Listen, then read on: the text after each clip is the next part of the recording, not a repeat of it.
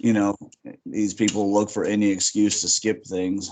So, but I mean, it snowed. Looks like it did like a couple inches yesterday. It looks like another inch and a half overnight. So the roads are not plowed. Um, I would say it's probably the safe move. Yep. I think it's a great time to go for a walk in the woods or something like that. A day like that, especially if it's sunny, it can still be lovely, can't it? It's, I suppose, if it's just overcast and a bit dim, it's Yeah, but the boys are behind in there. They got to finish their science write-ups from the spring experiment. It's something about yesterday. It just seemed like there wasn't enough time. It seemed like time went so fast that they weren't able to finish their stuff. And so the spring experiment didn't take them much time, but they've got to do their write-ups. And then, of course, I got to grade it. They've also got to catch up a lot of Mark Rober's engineering program. They're way behind on that one. So it's just a situation where it's like a mixed blessing kind of thing. So I really wish I was coaching basketball today, but just be, I guess. So I'll get a lot of catch up done. I'll do some writing in paper. I'll do some writing in my Batman fiction. I'll play some games, play with the kids. You know, and kind of a second snow day almost.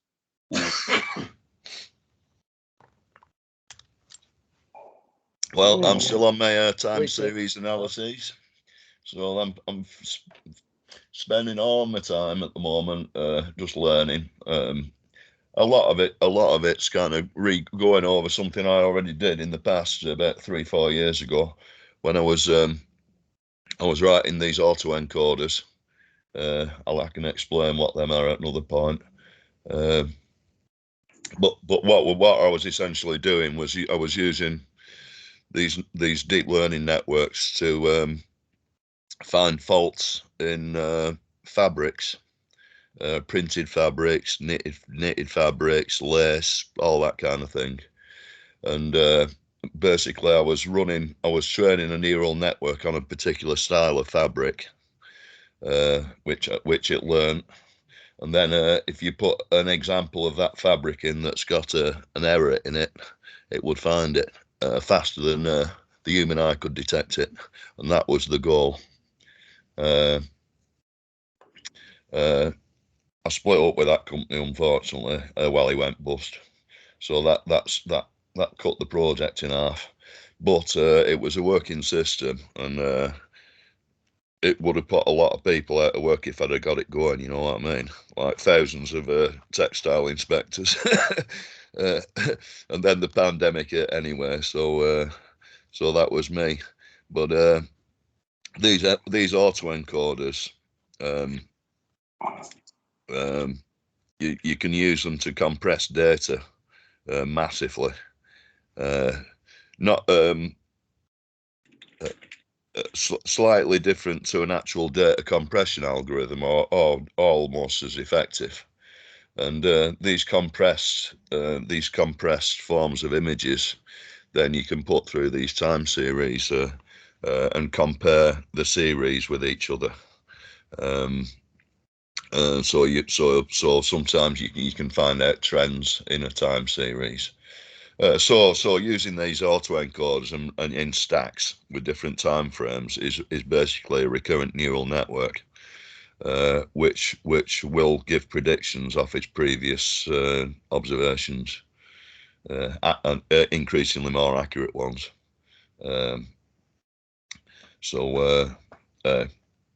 Given that there aren't any outside influences that you haven't accounted for.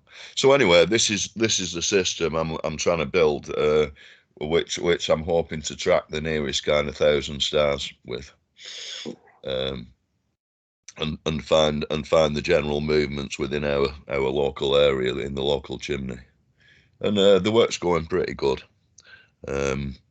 Although I'm working in a bubble, unfortunately, on my own, which I will need a bit more assistance with the astronomical bit of data, which I'm hoping to get off Jim Wenninger. But yeah, there's a model formulating in my head first, and when the implementation times comes, that should be pretty good. But of course, you see, when you're just looking at the Gaia data, there are maybe 80 data points for each object that they look at, 80 to look at. So I want to that is an awful big number to stick through a neural network. Well, it isn't as neural networks go, but that's a lot of features that I probably don't need all of them to correlate. So I'm just going to need some advice on which features to track. But yeah, so that's going great. I've been doing a lot of research on frames of reference for things like what are the terms? Oh shit! I'm just trying to find the terms that I've been looking at. Your big problem is going to be, how do you determine coordinates from your right ascension and declination and things like that from a common observation point of view, because your data is coming from different observatories, so that's got to be counted into the points moving. And the second question that comes to my mind is, do you have a long enough time frame to detect the motion? So yeah, those are both good questions. I think you're just using the Gaia satellite system. Yeah, but these are already transformed into galactic coordinates, and the terrestrial, the Earth-based satellite information. You've got to do a transform on the equatorial coordinate system to put it into the galactic coordinate time frame. And this is another question I need to ask Jim, because we do have these aberrations like the sun jumping around on its axis. That would mean that the whole galactic coordinate system is jumping around. So I need to know things like, is that already accounted for in the ephemeris data in the satellite? Because this satellite data is prepared for these eventualities, and I need to know which ones they are prepared for. But yeah, so yeah, I've considered that, and it also means that I should be able to hopefully start tacking on historical data if with a certain confidence level, on the study, so that I do have, because the Gaia, I've only got sort of 60 photographs of each star with the Gaia system. So I would probably need more data to learn on. You're quite right. I would probably need maybe 200 or 300 points would provide a better, more confidence. And the other thing is, if they've done those sorts of transforms already to your data that you're sourcing, in other words, they've tried to map the position of a star that they've observed to a coordinate system that is effectively static, how accurate has that transform been? So I think the period over which you're looking at, how far can a star move in a 10-year period, for example? Where was the satellite when it observed this material, and how do you position in absolute terms where the star actually is in the galactic frame of reference? Right. And I'm not that sure that modern astronomy has got the understanding required to deliver that sort of accuracy. It does have at the moment. This Gaia system, which is an L2 orbit, I think it's about 1.5 million miles further away from the sun than the Earth. Distance from the Earth and all that sort of stuff's all well and good, but you got to account for the fact that the solar system's moving and what you're looking at is moving, and have they got the right mathematics? That's true. But within a small system, they stay relatively for a long time relative to humans' lifestyle. They stay. It's certainly doable. Well, no. The other thing is we can reference to galaxies. 20 billion light years away or whatever, and they don't tend to move very far. So we can actually reference with some confidence which way our galaxy is pointing at other galaxies that don't appear to move. We know that the sun's moving, the whole galactic time frame is moving around the center of the galaxy every 2 million years. So that has to be taken into consideration. I mean, but definitely you're not going to be able to see how the circuit changes over time without accounting for what Robert's talking about. But you can get a good picture of what's happening, quote, right now. Of course, the light's far away, so it's all old information anyways. But we can get a pretty good idea of what's happening in the galactic electric circuit, even though everything's moving in a relatively, in a certain way that's defined. And a lot of these stars are going opposite directions, even within our own galaxy. But you can reduce the amount of calculations, and then worry about that later. Let the AI figure out how to do that. Well, exactly. I mean, the AI simply fits a function to the data that it observes. It's simple as that. There's no, it simply fits a function from the input to the output. In 100 years, the AI will be so smart it'll be figuring out all the analog connections, and we'll be able to have the electrical connections between comets and asteroids, for God's sakes. Well, totally, and we've got to really start looking at this now. I agree with that comment because the AI, the biological AI, can't get it right. So I would wonder whether the stuff we build is going to be any better. I don't know.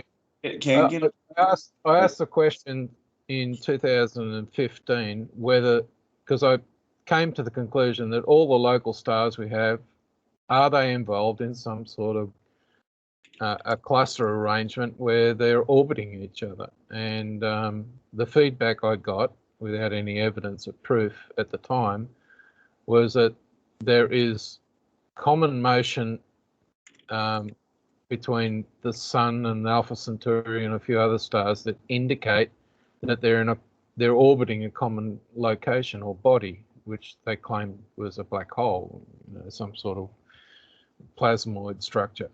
But the issue here is that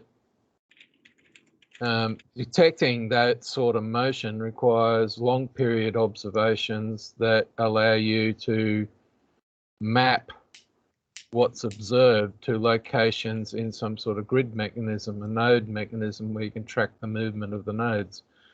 And one of your big problems with this observational mechanism is going to be how far is the thing you're observing away. And if you're relying on spectrum drift or redshift or whatever you want to call it, you're going to be running up against the problem. There's that change in frequency that occurs is not due to how fast something's moving and where it's going to. It's what's in between us and what we observe.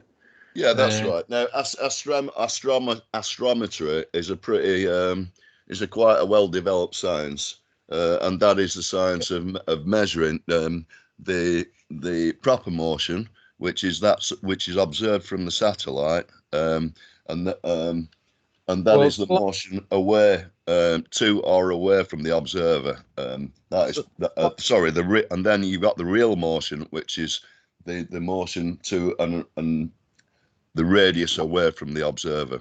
Now we can find out what the proper motion of planets is by using parallax, which we've got very good parallax data on, with very little error on it now. Increasingly improving parallax measurements.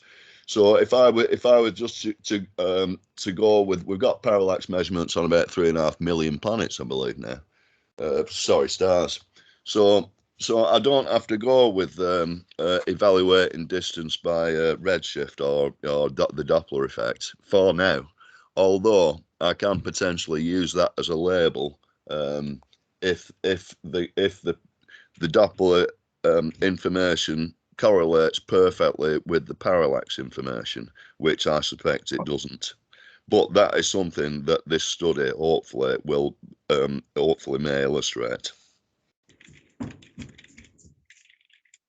So I don't have to find the real motions, the Z away from the observer, using. I don't have to input their decided distances. I can calculate my own, and by using the parallax. So these are, like I say, pretty accurate. So I should be able to get the general drift of the closest, say, thousand planets with we've got a vector. It's got magnitude and direction, and we just then compare those and see which come out in clusters. You like it? Yeah, I think that what's going to hamper you is how long your observational data goes back for. That's the biggest one. Yeah. Detecting the motion relative to us and mapping it back to a common point would be a second big problem. And the issue I have with that one is the assumptions in the actual astronomy measures that have been made, and if they've been playing around with motion based upon the change in spectrum due to Doppler shift that is incorrectly worked out, that changes your vectors, that changes how fast things are moving in their apparent directions. So, exactly, and that is why I don't want to use this Doppler shift information. Yeah, but the issue I have here is what else, if they're, what have they done to the data that you don't know about and that they're not going to talk about? Well, the only other thing they might have done is done some of these general relativistic transforms, because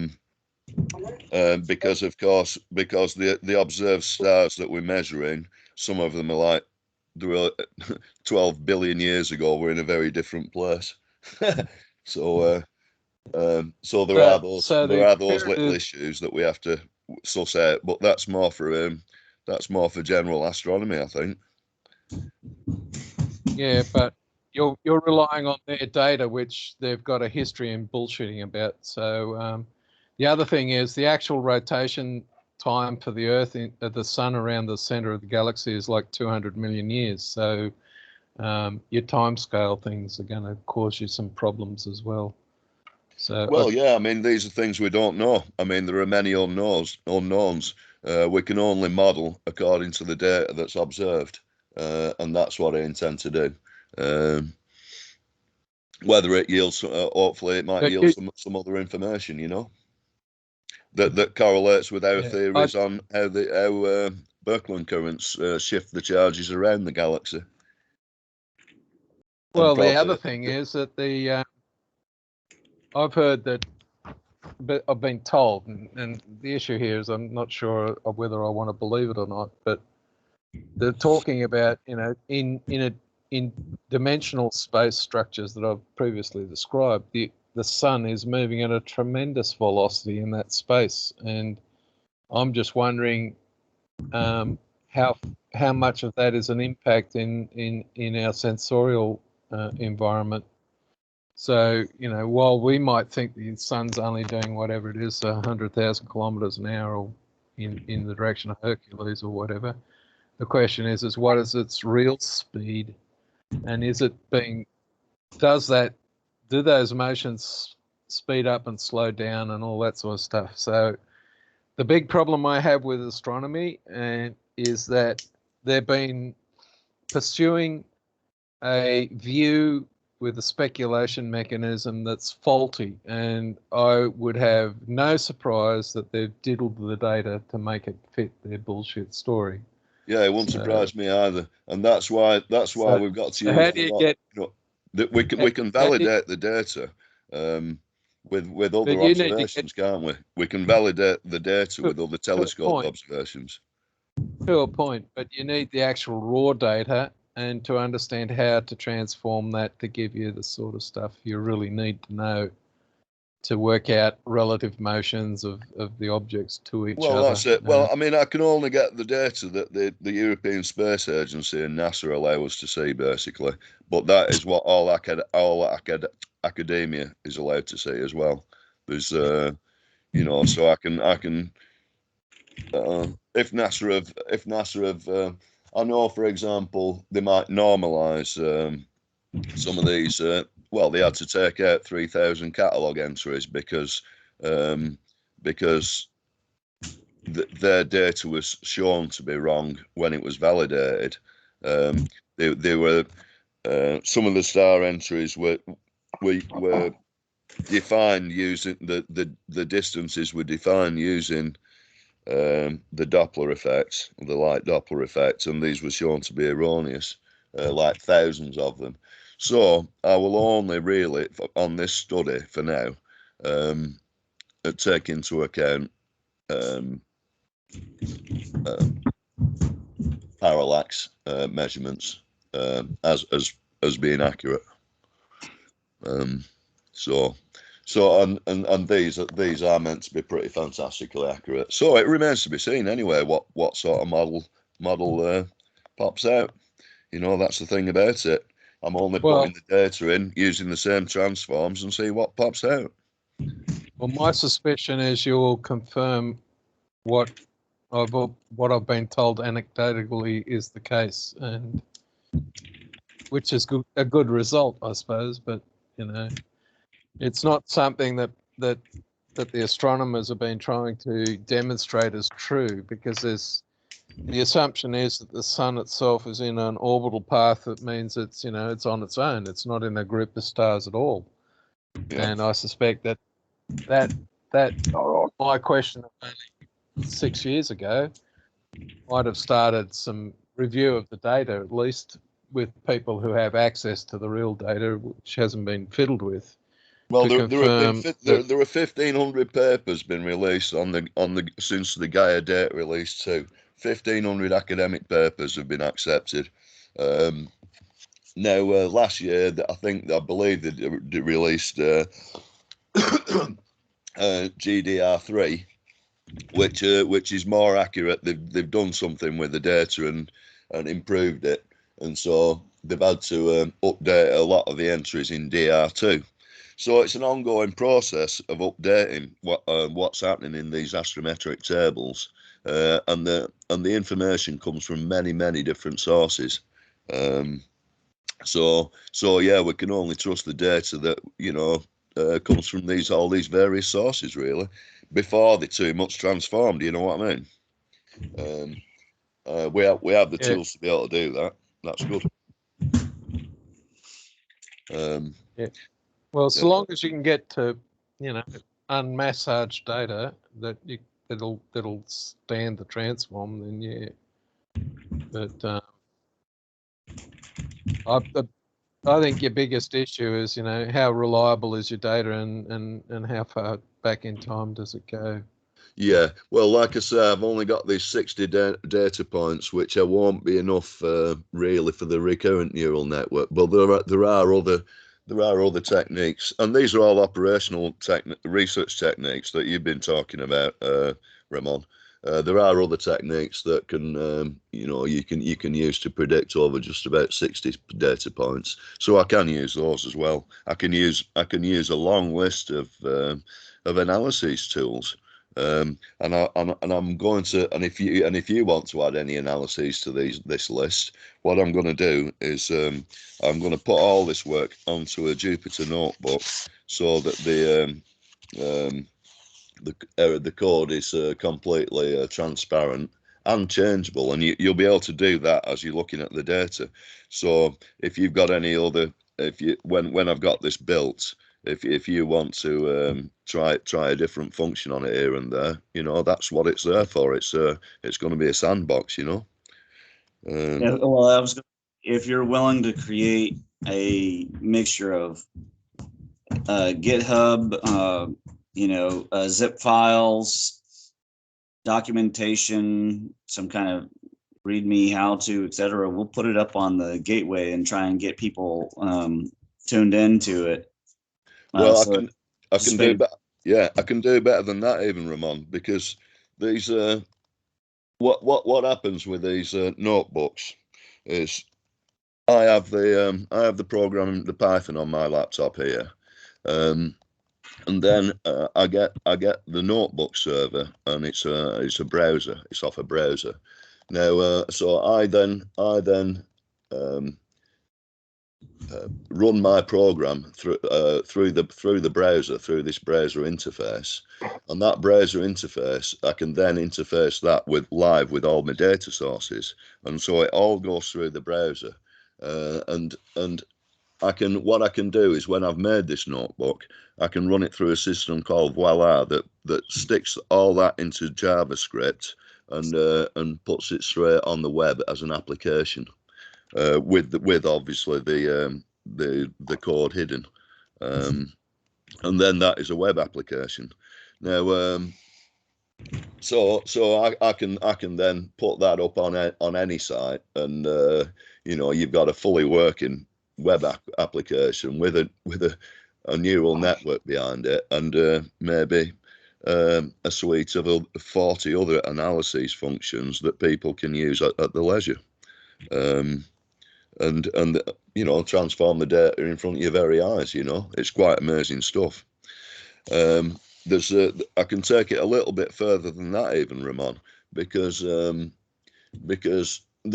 are Python libraries that enable you to set up a parallel processing torus, which is almost like a VPN with and share the processing if this processing gets too chunky. I think Aaron will be very interested in this because it's exactly what he was talking about.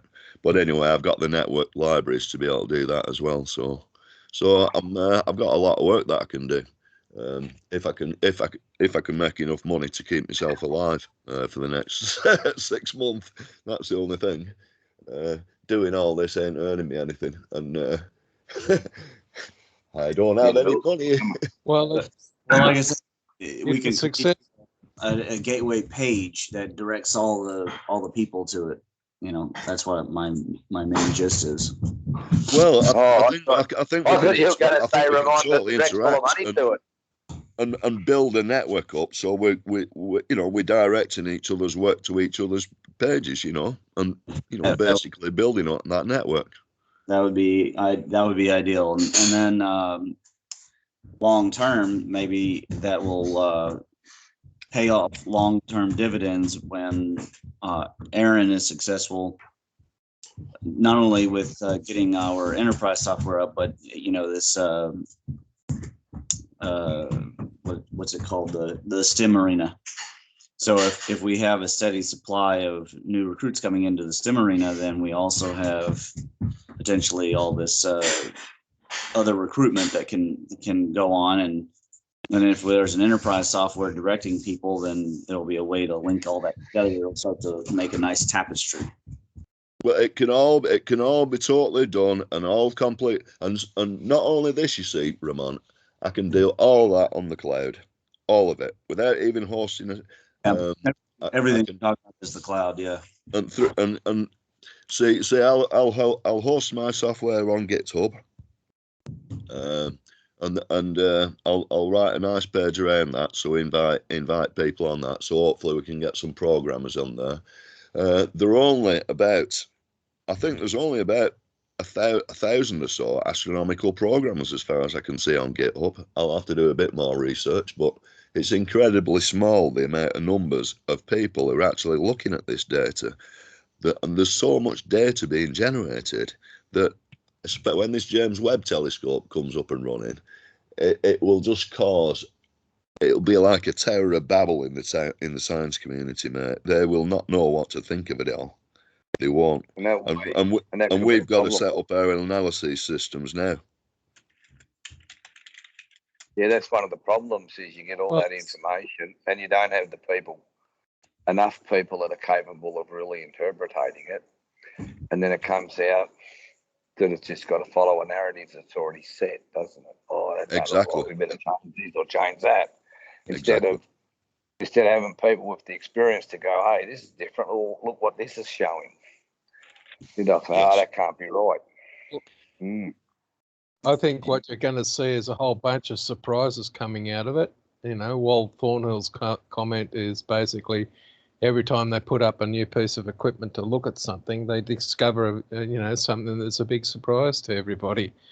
And I'm expecting that the next thing that'll happen is they'll say, oh, we need another $10 billion to put a second James Webb telescope out there to check that the first one's working properly. So they're going to discover stuff that buggers their theories, and they're going to be their game response, which is not really, an appropriate way of going about things. But the fact is, they are definitely going to find stuff that they're not expecting, and they will when they get this mile wide array going as well. And I must say, this interferometry, this form of measurement using interferometry is pretty darn accurate. Using two telescopes at slightly varying distances from the target, and then the correlating the light beam from both of them. You can again make a fantastic triangulation. They're making this mile wide array in Australia using, I think there's about 500 telescopes. It's only 200 kilometers from where I am. Right. They've already got a prototype one up and running, so they have to go around and realign their telescopes when the kangaroos go bouncing through. But biggest problem that you got there is the quantity of data. Yeah. You got that astronomical database that was published about 4 or 5 months ago with 3 petabytes of storage. Yes. It's all well and good. Apparently, I asked my colleague, because he's involved with some of these. I said, "You've been involved in this, haven't you?" And he went, "Yeah." He's like, I said, "So, what was your contribution? How much of our speculation went into the database?" And he got very cagey with me at that point. So he's been talking out of school. So, but the thing is that if you look at that database structure and the picture they published, that's showing that there's an electrical discharge between galaxies.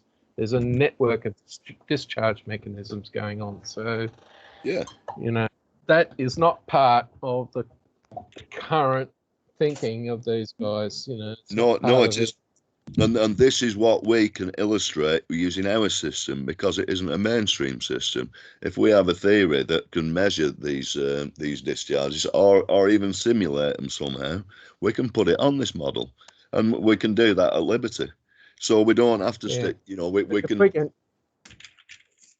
If you can show the discharge mechanisms, like the conjugate paths of discharge, then maybe the electric universe mechanism that the stars are powered electrically becomes a little bit more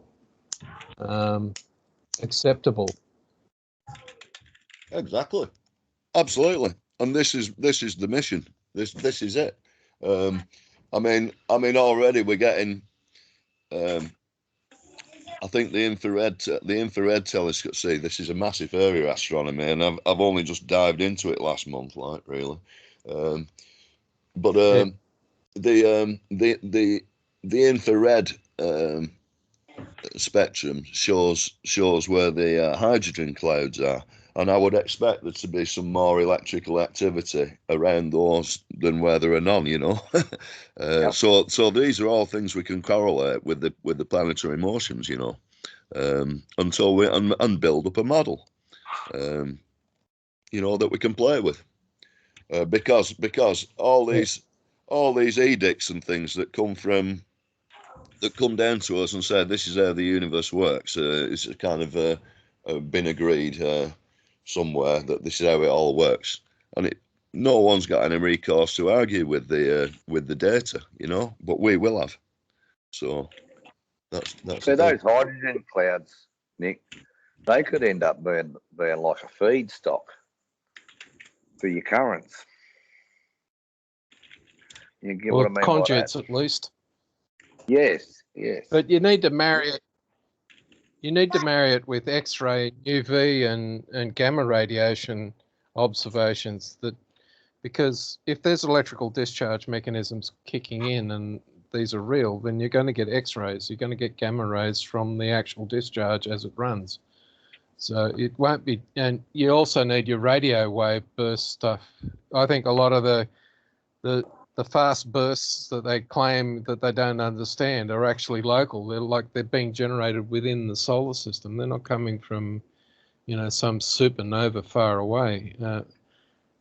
And unless you've got actual effective, the real way to figure out for the radio in particular is to have a radio telescope on opposite sides of an Earth orbit looking around to see where the burst is coming from. But they're not. That's serious money that needs to be spent. The data's probably there, but no one's done the study. That's what I'm saying. Well, we don't have the data is probably there if we find it. There's 1,500 different catalogues to look to sift through. You know what I mean? Yeah. Well, yep. Back in 15, I was just they have a cluster of some huge number of M-class stars, like 30 million of them, and it was like looking at a plasma ball. You have all these flashes going on, and I said, well, that would, my immediate response is, well, we're looking through at a mechanism that's come through a hydrogen cloud, so the frequency of the light's been stepped down through absorption and re-emission. But I said, if we went back and looked at our nuclear detection system and reviewed the data and looked where these anomalies are occurring, that they just put it down to equipment fail. But you go and have a look at the anomalies that are produced, you will find these discharges are occurring inside our solar system, because that's the way picture tubes used to work. And it'd be great to track those down, wouldn't it? Yeah, the team went away and they did the observation. They went away and because they had access to these data, they went away and checked it, and that's when I found out that there's these long period discharges into the sun, 30 minutes or more, with 10 to the 70 electron volts type discharges. So that's fairly, significant electrical discharges. So they've got the observational data to show that, the astronomers that reckon it's all gravity driven are completely wrong. But let's build the model. Let's build that model on the solar system. Let's just start with the solar system. But the thing is, the nuclear detection stuff is, you got to get permission to look at what would typically be classified data. Well, for example, I believe Jim is an astronomer, and I'm sure they won't refuse an astronomer, data if he requested it for a particular study. Most of this data, as far as I can see it, is readily available. If it's there and it hasn't been joked with and changed, it'd be worth pursuing. But I'm sure it's there. I'm sure these discharges, if we've got the access to the right data, we can figure out that some of these anomalies that have occurred are actually for real. They're based on something that was actually observed. Yeah, that's right. And look, we can also build a correct model of the Earth as far as we understand it, and not this bloody metal ball mantle. These three kind of shells. There are probably more than that. But we can start to model the electrical discharges from the Earth and to the Earth, can't we? And then maybe that'll have some correlation with what's happening on the sun. So let's start building all these. I don't have any issues with that being realizable. But the bigger problem I have is what happens when you start to publish this information. That it's going to be, they're going to come after the person. Oh well, And I don't suppose they'll he'll give me any money then. No, they're not going to do that. And it's going to be worse than that. They'll actually jiggery poke the data to show that, you know, what you're talking about is rubbish, even though it's the truth. So that the next person who comes to verify or complain about the way you go about it is going to get given data that is going to falsify. I'll just say, look, you know, there's the data. Do it yourself, and then tell me what conclusions you draw. You know, simple as that. Yeah, but that's not how they work. I'd like them to prove. I don't care. I mean, as long as we get to the truth, Andy, that's what I care about. You know. I agree with you. And what I'd say to Robert is, yeah, they'll poo-poo if you find a different truth to their narrative, Nick. Yes, they'll sort of poo-poo you, or they work out how they can commercialise it and call it something else. Well, that's right. And if we can commercialise it before they do, then fuck them, innit? That's the thing. Well, that's right. That's the big thing. Trying to get it to a point where you can commercialise it. Exactly. Get something out of your work. Exactly. Yeah. So life's anyway, when pretty you were talking interesting. before, Nick, when you were talking before, I was wondering how you go with it, with your data points, if you went backwards first instead of looking at going forward. Well, totally. Going backward, because if you go backward, that would show, that would give you a reference of your data points are working. Because if you've got things crashing into each other that we sort of know couldn't have happened, yeah, exactly. We know the data points are out. Yeah, these are techniques that we can use. And like you say, if you do go backwards, then you've got more and more data points that you can corroborate. You know, as you come along the way. Yeah, and then you can run the model forwards. Yes, that might be the best way. Yeah, you're quite right. Well, I mean, let's have a look where. So, Nick, let's have a look where we've been, not where we're going. Yeah, exactly. Let's have a look where we've been to find out where we're going. Yeah. If you can reverse the process, then yeah. If you can reverse the flow of time and show going backwards, corresponds to observed data, then you're going to have a better chance of working out whether you've got better accuracy. The stuff we think is real. Yeah, because you get a better result on the process. So I'm just starting from now, I'm working backwards and getting the thing to map to the previous data points would be exactly. I suspect very effective. Yeah, well, this can be done, and this can be done. So it's quite exciting, really. I'm quite excited about it. And all these tools, you know, there's just that many bloody much learning to do. And of course, I found out how to run this telescope to do a right nice fly through of the solar system for Greg without the screen jumping around everywhere. So I've got a real lot to get. Sorry? So you've got that mastered pretty well then, Nick. Well, I just found out how to do it after searching for it for a long time. I found out how to do it last night, so I haven't actually tried it yet. But I should be able to do that, something pretty nice. And then the data becomes your data. What you do becomes yours, not through that. What you were talking about the other week. Yes, exactly. That's what you were saying the other week is. Exactly. I want it to become mine, not be on this other server where they take ownership of it. Exactly. And so I found a way to do that as well, so I'm quite happy about that. Wow. So I've got a lot of work to do. As long as you're enjoying yourself. Well, yeah. It's just. So you've got to find a way of funding you, Nick. Well, that's it. I've got to. Well, I'll be able to do a few more walls. If you're successful, there'll be someone who'll come along. If he's successful in getting this to work, someone will want him to do extra work, and that's where the money will come from. with Yeah. with the accompanying non-disclosure agreement for sure. Well, that's right. I mean, I think there are a number of private astronomers as well who would probably be pretty happy to number crunch all the data they've accumulated over the centuries. So there's possibilities, I guess. I think there's definitely going to be possibilities.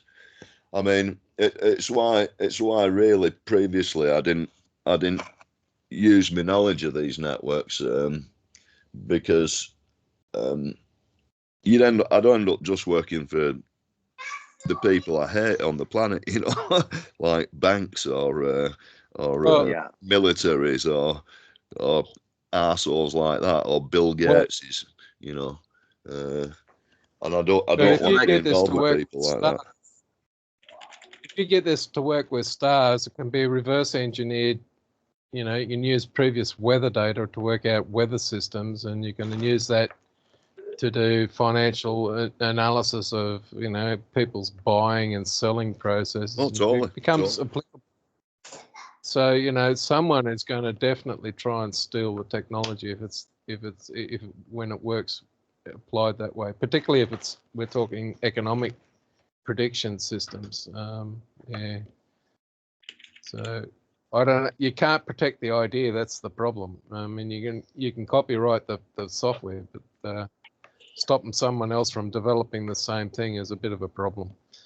Yeah, well, I think I mean my only really objective is to illustrate these ideas that we have and develop the ideas and illustrate them, and if any sort of financial thing comes out of it, I just see that as a byproduct for good work if it happens, or if not, I'm I'm just going to go up and sit up on that hill and freeze to death. Fuck him.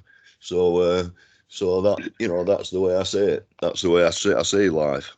I won't have a vaccine if I don't believe in it.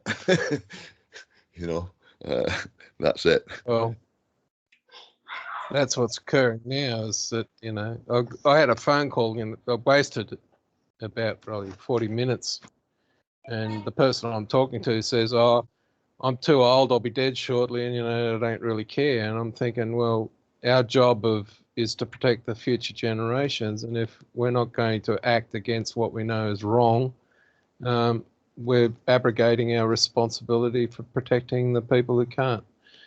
Yes, yes. And I'm finding that approach to be objectionable to me personally. I just think you joined the group of the bastards who want to control the world and destroy anybody who disagrees with them. And yeah, and I don't want to do that either. I'd rather just not bother than do that. So that's the way I look at it. So it gets to the point, from my point of view, of saying, well, if you're going to have that attitude, don't bother ringing me up because I'm not going to talk to you anymore. It's like Albert Speer used to talk to his one of his professors who happened to be Jewish, and when he joined the Nazi Party, the professor said, "You and I have nothing left to talk about." Yeah, damn right. And he was the national architect that died a mysterious death because he was Jewish. So you got to stand up for what's right, and stand against what's occurring. At the moment, a whole bunch of businesses are struggling to just have staff because they've got to be all double vaccinated and all the rest of this stuff. And what are you going to do? The simplest solution is to tell the government they go shove their rules up their ass. They're not legal, not legally. Language. You do the Can I? you do the Gandhi approach. You just refuse to comply with their directions. What are they going to do? Fill up all the jails with people who won't take the vaccine? Yeah. Well, can I answer this, Rob? What I've come across here on the East Coast is you've got a group that are adamant that the rules have to apply, and they're mainly sort of like that middle class or that public service range of people sort of income, right? they're adamant everyone's got to have this to protect us, right? But when you get talking to people and you can't explain it, hey, look, it should be choice. It doesn't worry me either way whether you've had it or not, right? All of a sudden they start going, well, yeah, because it doesn't prevent you getting it. All it's meant to do is help you get over it. Right, so it's like everything in life, Rob. It's a calculation of what you perceive the risks, isn't it? And all of a sudden you've got these people that are pushing on everybody else, not having a look at the real objective of the risk, just saying, oh, this is the only way to do it because this is what I believe. Well, that's what I mean. It's like a religion. There was a news article that I saw, and it said that 1/3 of the COVID deaths occurred for people who hadn't been vaccinated, or 1/3 of the hospital administrations hadn't 1/3 hadn't been vaccinated. Well, that means 2/3 had been, and it had made no friggin' difference. So that tells me one really simple thing is that 2/3 for 2/3 of the people, the vaccine wasn't a helpful thing at all. Well, they've just released. They've released the total figures in the UK, and well, they didn't release them, but these were dug out from the government figures again. There were 40,000 deaths of COVID only, so no other fatal complications. So there were 40,000 COVID related deaths in total. And the average age of fatality was 82 years old, which is older than our national average age, right? Yeah. So this just illustrates, start to finish, that the whole thing has been a massive money spinner for Bill Gates and his pals, and the British government and all the other governments. Well, Nick, it's now an industry here. It is. It's turned it into an industry. It's the same in England. It's an industry. It is. Right. And I'm not buying it. I'm not buying into it. I mean, they're making people medically dependent, and that's what I think. That's what these vaccines are about. Well, it's to get people to continue to go and get their vaccination. I've got a person here is convinced by the medical profession that if he doesn't get his vaccines, he'll die because he'll lose his job. No, he'll die because he's got an issue with his lung capacity, right? But well, if he gets it, even with the vaccine, he's going to be in serious trouble. Doesn't matter. It doesn't matter what he got. All he needs is the lung infection, and he's buggered. Right, because I've met a few recently that have had that Omicron variant, and I'll tell you, it lays you up, and you listen to them, and it's just like a combination of a flu and pneumonia. So it lays you up, you get chills, you feel hot, you get chills, you feel hot, and you feel very fatigued, and a lot of them I spoke to, your sinuses really block up and give you hell. Well, that's what we think. And that's for 4 or 5 days. But you do that fatigue business tends to go on for a while after it. But that's the same as you get a good dose of the flu. Yeah, that's what you call a cold. But it is a dose of the flu, though, Nick, will knock you. You'll feel fatigued after it for 2 or 3 weeks. The problem with the COVID is the flu virus. Let's be clear about that. But the secondary issue is what knocks people off of getting the flu is that they get liquid on the lungs, and that's pneumonia, right. and you're dead. If that persists. So something is going to kill you, and they're just using scare tactics. There was a guy normally pneumonia. If people are in hospital dying when they're old people, the thing that normally gets them is pneumonia. Yeah, but I think they're lying about the data as to what actually killed the person. But there was a guy who did a YouTube video on the media coverage, and he got 168 channels, and he had them all synced to the start of the article, and every channel regardless of country even, you just use the English version of it. The actual words used in the broadcast building produced by every single news channel was identical. Yeah. And you could play them perfectly synced to each other with no, weird stuff happening. And you could hear the story. Yeah. It's the same statement on all 168 channels without a word difference between any of them. And they're all owned by the same people, by the same person. That just tells you that there's a media blanket, a media propaganda designed to do but one thing, and that's to implement Joseph Goebbels' statement. You tell the lie so often that it becomes the truth, and the people listening to it wouldn't even realise it. Well, as long as you don't deviate, it does become the truth. It does. Yeah. And it's a technique they're using increasingly, I think. And what always amazed me is the liar eventually believes their own lies. Well, I mean, it's like the elections in the US, really. Does anyone actually believe that 81 million people voted for Biden? Yeah, well, I think the number that voted. I've already said that actually believe that, by the way, and it's pretty astounding that they really think that a guy who had literally no campaign, that I never met anybody that likes Biden. Never once met a single person. I've met plenty of people that didn't like Trump, but I never met anyone that liked Biden. You can't win elections that way, and the statistics just don't add up. And there's all these statistical anomalies, and yet you'll find people that really will defend it only because they have such a huge amount of Trump derangement syndrome that they're glad that they voted against the guy, but they don't have any love for Biden. Nobody loves Biden, not even Biden's wife, as far as I can tell. So it's just amazing to me that people, but if Goebbels was wrong, they wouldn't be doing it.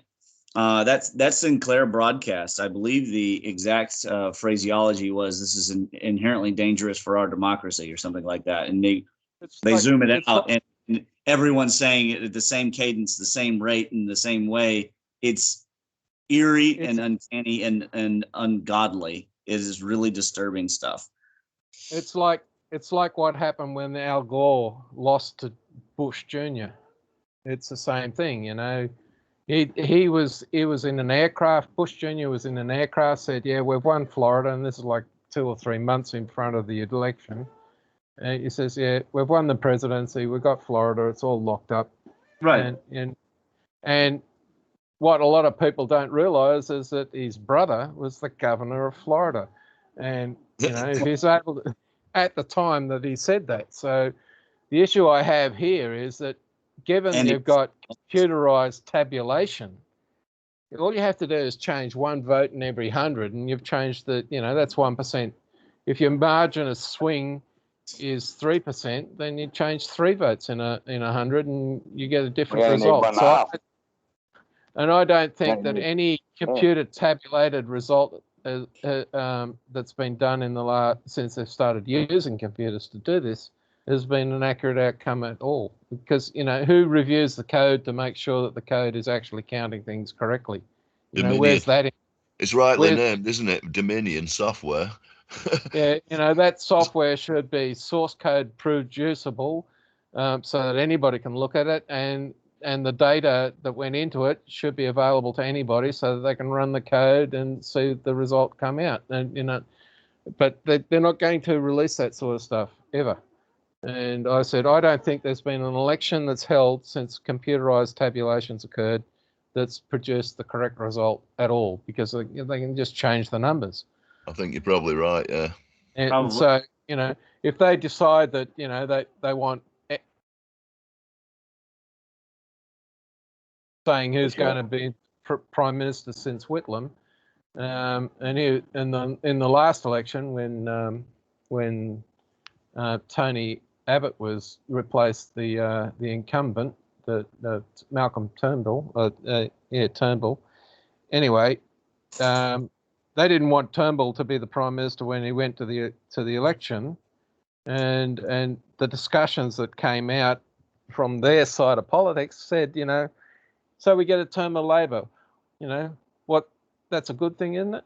that's out of Rupert Murdoch's mouth. So he's been able to jury poke election results in this country and perfected his methods, and I think he's using them. He's definitely been using them in America since the 2000s. He's been using them in the UK. He's been using them in the UK very successfully, probably better than in Australia. And you can go back to Tony Blair, through that Tony Blair area right up. And all you have to do is look at what his media have been producing every time there's a general election. Look at the behaviour of the Murdoch media. The Sky News and whatever else he runs, Fox News. He's definitely promoting his agenda, and the people, too lazy to switch off and go to a different channel to get their news. They've been watching basketball or gridiron or whatever sport, and the news snippet comes on, and they're too lazy to change the channel, so they listen to the fucking propaganda, and their thinking changes. Oh, he's a sexy guy, Rupert Murdoch. Because he's recently married Jerry Hall. I actually saw her at a party once in 1990, and she had the longest face of a woman I've ever seen. She's got a head, it's like a horse, honestly. Her head is about 1.5 feet long. Very strange looking person, really odd looking person, and she's hitched up with good old Rupert, hasn't she? He must be a sexy guy, yeah. Well, it amazes me how the butt ugly guy gets the Queen Beauty. I'll tell you what. She's more like an horse than a woman, to be honest. Yeah, there's nothing looking about that at all. There's plenty of studies showing that women's tastes and the looks of men mysteriously shift when money shifts in a different direction. Very famously, the finding of nerds to be sexy beginning in the late 80s, early 90s only accelerated. And then you find girls entering the video game space. All of that has to do with money. There's nothing mysterious about that at all. Money is security. Money is security. On money. Bill Gates proved to everybody that being a successful rich nerd was worth it. Oh yeah. And he married an absolute beauty, didn't he? Wow. Yeah, she's another odd-looking creature. That what Bill Gates' ex-wife. Wow, she's kind of funny, beady eyes. There's something weird with all of these. This is fascinating, but I actually, we're an hour in, and I actually had a topic I thought we would do. I wanted to cover Mungo Jupp's newest video. I watched the Thunderbolts this morning from 6 days ago, I guess it was, and I hadn't had the time before. I saw someone wonderfully comment on the Thunderbolts that they were starting to see the pattern. I thought that was really funny. And then I was just really like blown away with how many people were on there that had come from the observers, and they're really bamboozled with the whole micronova thing. But at any rate, I thought we would have a little discussion, a little electrogeology, and talk about the material in that video. Did everybody get a chance to see the video yet? Yeah, that was a I watched it. Refreshes. Yeah, it was like I guess it was about 17 minutes long. Yeah, I remember watching it. What were your takeaways? Go ahead. Well, I've watched a bunch of videos since. I'm really trying to remember what I watched the first time around. Yeah, that's what I'm saying. Give us a refresh, Ramon. Give us a quick refresh. Andy, what was your impressions? I'll say, give us a quick refresh. Because he was talking about the, of course, the instant petrification. He was talking about the animals. Basically, it was. Oh yes, now I remember. Yes, now I remember. The lightning bolt that would take out the Antarctic ice sheet complete. Yeah, I mean, it was almost like watching my paper from 4 years ago just come to life in video, because he was using Native Americans' own words, some of the same stories, the Navajo story, and I don't presume that necessarily he's only seen it from my work or whatever. I have no idea to what degree my work gets passed around, to be honest with you. But without talking about set potential, he was talking about the power of the force to totally change reality in a very quick way. And there was a comment specifically, I'd like if people took the time to scroll through the comments on there, someone from a tribe, and I think that she was Hmong, but I don't know for sure, came in and actually, it could have been a male, I don't know, but they shared a story, and it lined up exactly with the Native American, like the Lakota, the Navajo, what the Delaware told Thomas Jefferson.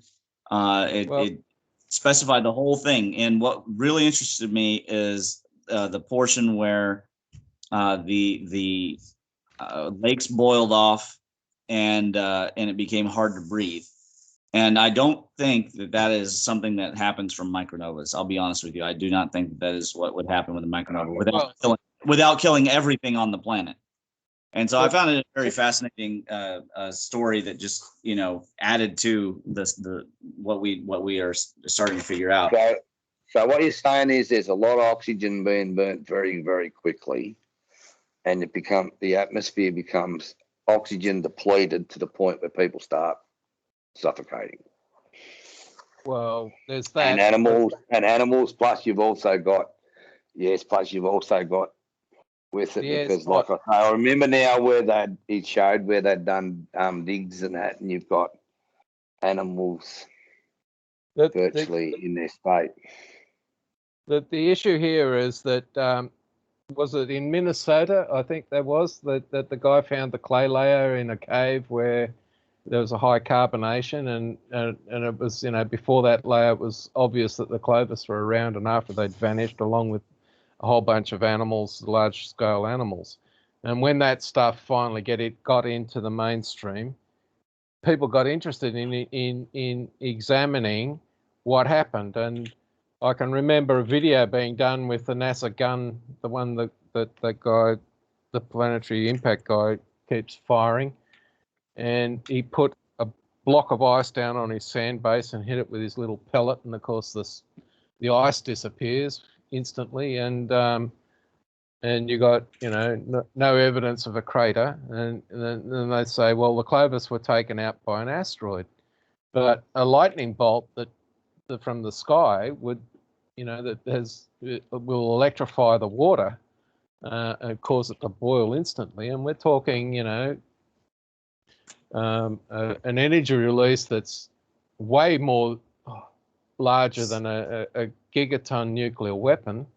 What about a lightning bolt from the Earth going the opposite direction, not from the sky to Earth? Well, the lightning bolts will go in two directions, because one of the things that did occur was gravity.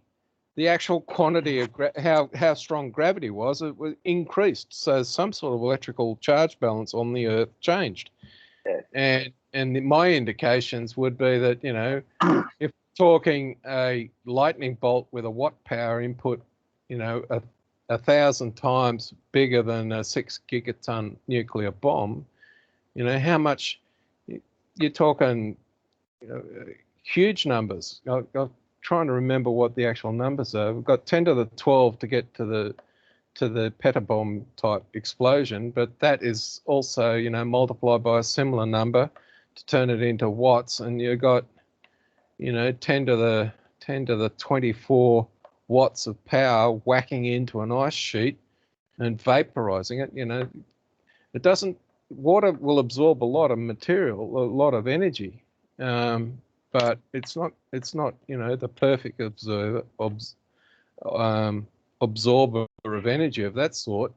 But water, even ice, will conduct electricity everywhere, so it'll boil off pretty quick, and you're going to have it hydrolyze and explode with a hydrogen explosion. The atmosphere is going to get hot, which is going to make any air breathing animal have problems, because their lungs dry out. You can't breathe too well with dry lungs, and everything that's combustible within sight range of this event is going to burn. And you've got a massive water release occurring, and at that, the evidence of that is all these instant buried fossilized processes. So don't forget about the flash frozen mammoths. You know, so it seems to me like the atmosphere kind of touched outer space. Well, outer space touched the surface of the Earth and froze everything. They talk about a polar vortex. You know, this sort of discharge will get the cold region of the atmosphere where it's minus 174 degrees Celsius or Fahrenheit, I forget which. Or pull it straight down. If that gets pulled down to the surface, Exactly. you're gonna flash freeze everything. And I got asked this question. I actually got asked this question from the research group because they were asking me about, you know, polar vortices, and I said, yes, they could be quite easily triggered by an electrical event, and if they get down to the ground, they're going to flash freeze everything within that vortice range. Yes. So, you know, and it'll freeze the water in the ground to quite some depth. So, and at the same time, you're getting a jiggle on the crust. You know, there's an electrical discharge of a rotating ball motor, and the ball is going to migrate somehow around. You know, its axis is going to change. So what used to be in the equator could end up, you know, close to the Arctic or reverse. And you know, I've got no doubt that the global positioning of land masses changed. And so, you know, you're flash freezing a region and moving it up into the Arctic. Well, it's not going to thaw out in any hurry. And when you look at the data of what they found in the stomachs of these flash frozen animals, it comes from a temperate environment. That was a springtime when this event occurred. So yeah, it was a bad day for anything on the planet, pretty much. Yeah. You got to say some of those things where they were living, Rob. You got to say where they were living. There's not many places. There is some good places still, but relatively they were living in very lush environments. Yes, and you know, like you look at parts of, you know, where you look across Egypt and all them areas. You can see there's been areas where times when they've been very lush. Well, they were finding things like that grow around here, like dandelions and buttercups, and in the cow's stomach. Yeah. You know, and it was actually in the cow's mouth when it got frozen. You know. Yep. That's what always amazes me, Nick. Is it was having a chew and it's just stopped halfway through the chew. Bang. Yeah. Whatever froze it was instant, you know, like it was just like bang. Within a second, you finished. Frozen, yeah. Yeah, that's what amazed me. And the only thing that I can come up with, a method of doing it, is that the really cold region of our atmosphere that acts as a shell between the lower atmosphere and the hot atmosphere, that made it all the way to the ground, and it made it over a rather large area, and you know, effectively a polar vortice. And you know, was that the end result of that area of the world being moved towards the pole, and in the electrical discharge mechanism, you know, the cold part of the atmosphere slammed down into the ground and froze everything instantly. And I have no doubt that fossilization mechanisms can be sped up with these sorts of events. You know, as the Grand Canyon was dug out of the ground, the Rocky Mountains was built. That's where the dirt ended up, on the top of the Rockies. So, you know, and it's only in the last, decade or two that people have started to realize that some of these events explain the anomalies quite easily. You don't, and the arguments I've had with my mate on mineralization is, you know, I said, if you've got the environment to create some really weird mineral that everybody reckons is, you know, from a kilometer down or 20 kilometers down, if that's happening in the atmosphere, then you're going to get that mineral form in the process in the atmosphere, and it'll just simply rain down with all the other dirt and get buried. So, you know, I think some of the ore deposits and things like that are due to the fact that this stuff is precipitated out of the atmosphere. And, you know, it would have been a bad day watching it happen, you know, and you got the legends where they're talking about rivers of fire and oil and everything. It's just falling down on the ground like naphtha or something, and then getting buried in dirt, you know. You say anyone survived it, really, isn't it? And you got modern science that says, oh, that's an oral legend that somebody's made up. Well, where's the proof that that claim is correct? Where's the proof that this legend was just made up? You'd say it's a bad day, but yet there's this strange itch in people to see it happen again.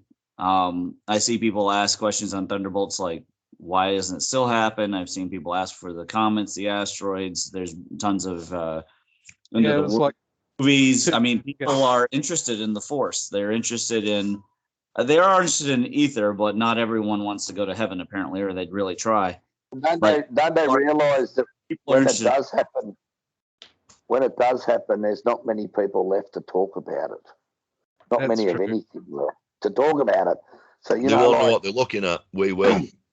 Yeah, but it was like Kilroy the other day in the Discord chat. He didn't want to wrap his head around the fact that in the past, planets were interacting such that their ionospheres touched each other, and there were massive electrical discharges as a result. I'll amend my statement. Interesting people are interested in the Force, so people who really want to get it, and then everybody else is interested in mysteries, or they want to be bamboozled. So, yeah, but he didn't want to listen to the evidence that's out there. He didn't want to. I was about to say, it to work his way. Not everybody's a complete truth seeker. Some people only want to be counterculture or to doubt the mainstream. They don't necessarily want the answers, because the answers mean really tough statements about humanity, about ourselves, about our relationship, how small we are, how little power we have. I was just writing in this threefold science that there are people who are stuck in the world, the martial underworld, and they're stuck there sometimes lifetime after lifetime, according to the Buddhists, because they have a need for a little bit of power. And that's ironic, because the amount of power they have over their fellow humans is actually minuscule from a cosmic or even biological perspective, right? They can punch a little harder. But generally speaking, we're talking so little amounts of newtons, it's not even worth denoting. So, but if people then stop and think about the difference in power level between what's the electricity in their body and something else, there are people who have pursued the mystical martial arts their whole lives so they can gain the ability to do things like sleep between chairs or punch through bricks or whatever it is. And when they attain that force inside the body, it does feel overwhelming. I will tell you, the amount of electricity that your body will generate sometimes it's unbelievable, but it's still minuscule compared to what is really happening. And so when they encounter these stories, they encounter this truth. I think that the very first challenge is to overcome this one sense of smallness and not lack of worth, but just that you're not worth as much as you originally thought. Your ego gets challenged. It's like I was watching a video. It was done by a Jewish rabbi, and he's talking about God uses the earth as a footstool, and here we are right now. So God's using the earth to put his feet up, and we're some tiny insignificant being that can't even put his foot, doesn't even cover the globe of the earth. And we're telling the being whose foot's resting on the earth that he should do it our way. It's a refusal to accept the evidence of the world doesn't work the way we want to believe it works, and that's our problem. It's just our understanding is just not mature enough to understand that we just don't know. We don't want to look bad by show me an academic that was going to admit to his first year semester students that he doesn't know anything. It's just not going to happen. He's being paid because he's supposed to know, and the last thing he's going to do is admit to an entire class of 300 or 400 people who have never studied any of the stuff he's about to discuss that he doesn't know the deal. He doesn't understand it. He's not. This is what we don't, it's like buying the lemon and being told by our best mate who's got our interest at heart that it was a really bad decision. We just don't want to hear it. And what's worse, we will not admit that we've stuffed it up in public.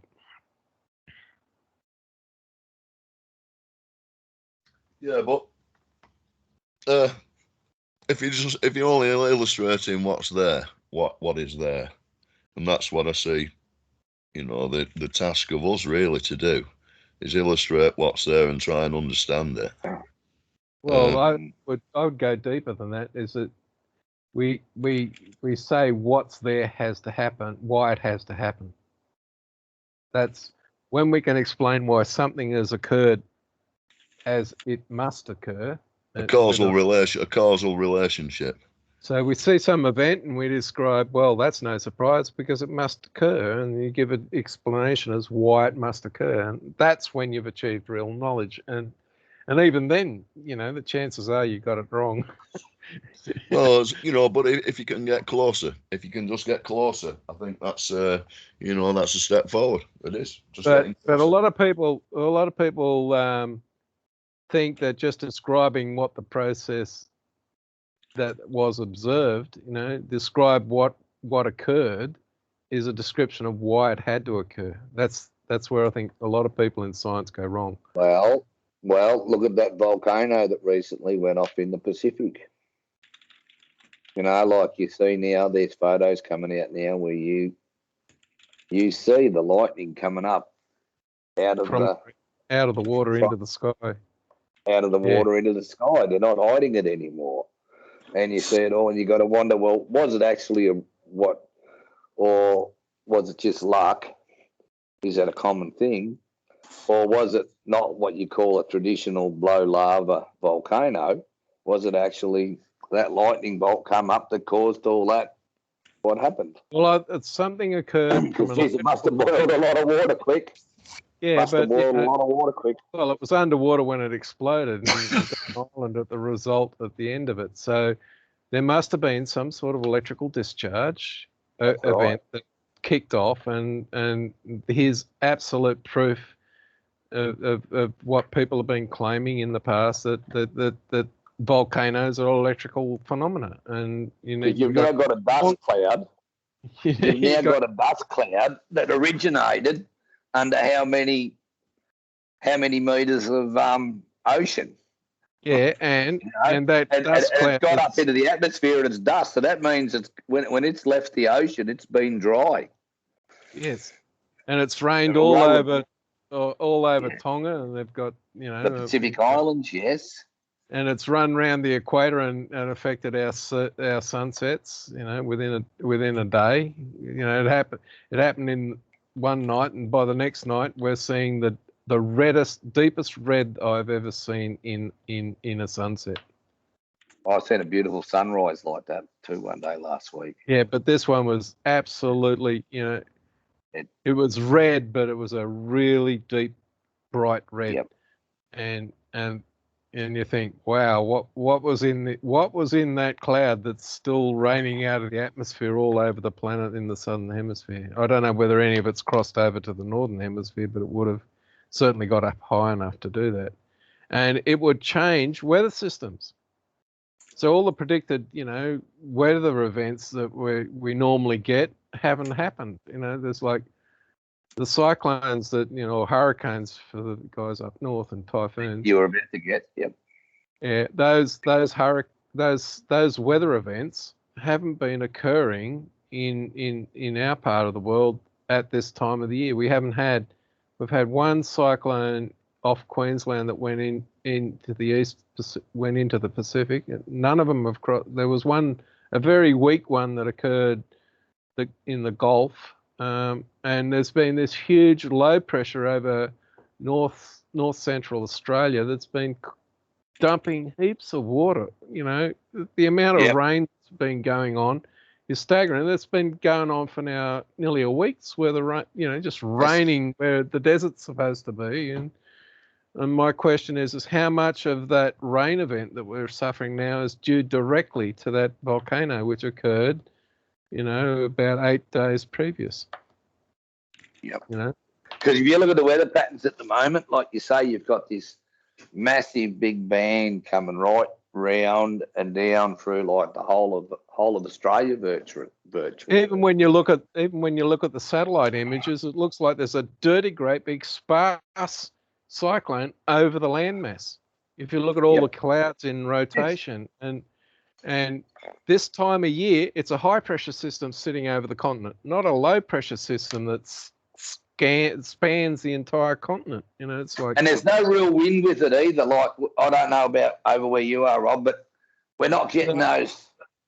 It's relatively calm.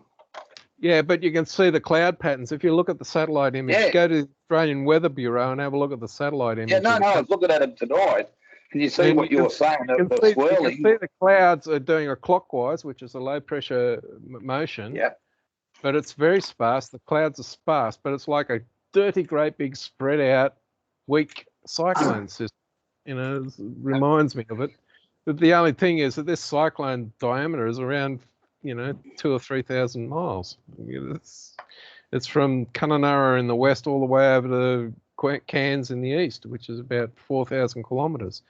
So it's a huge weather system, and the amount of rain that it's been dumping all over the continent is just amazing. Yep. And I think the sort of weather patterns we get this time of year are being completely disrupted by one volcanic event. And the question I have is: has anybody in the weather systems in that group woken up to the fact that this is completely unusual? Oh, I think they're saying it's unusual, but they're blaming climate change for it. Yeah, well, I'd be more happy to blame. And like my thing is, was that like what they call a normal volcano, or was it a straight out electrical event? Well, I think all opened everything up.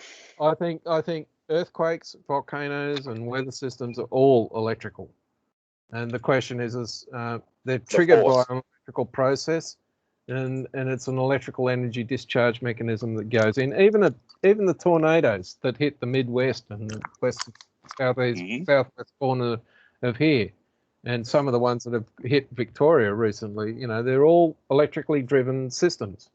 And I remember reading a paper about 6 months to a year ago where, there was on the Thunderbolts project where it described the electrical phenomena that's occurring in clouds. And I'd made a statement to the research group that, you got water, which is dielectric molecule involved in these systems. You need to be applying the rules of electrodynamics to modelling the weather systems, and within 6 months I've got in front of me here, Robert, an article, geomagnetic secular variation. And now the secular variation describes the change in, refers to the change in the Earth's magnetic field on timescales of about a year or more. These changes mostly reflect changes in the Earth's interior, while more rapid changes mostly originate in the ionosphere or magnetosphere. And then I've got this little map of the Earth, and it shows the declination contours of the Earth from 1590 to 1990, and it shows how these. I'll put it up. I'll just put this little GIF up on the page. Because it shows how much the actual magnetosphere of the Earth, all over Australia, it's kind of shifted by 20-30% or something. You can see these bubbles happening on the contours. I'll show it you anyway, because we should be able to find some correlation between what's happening with these geostorms and the moving magnetic field, currents on the Earth. And you have South America at the moment, even up as far as California, but you have down in the South American countries, they're having massive droughts. From what I can work out, they're at least as good as the ones we went through a couple of years ago, if not even more severe. But what a lot of people don't realise that the Earth is an electric motor. Right, yep.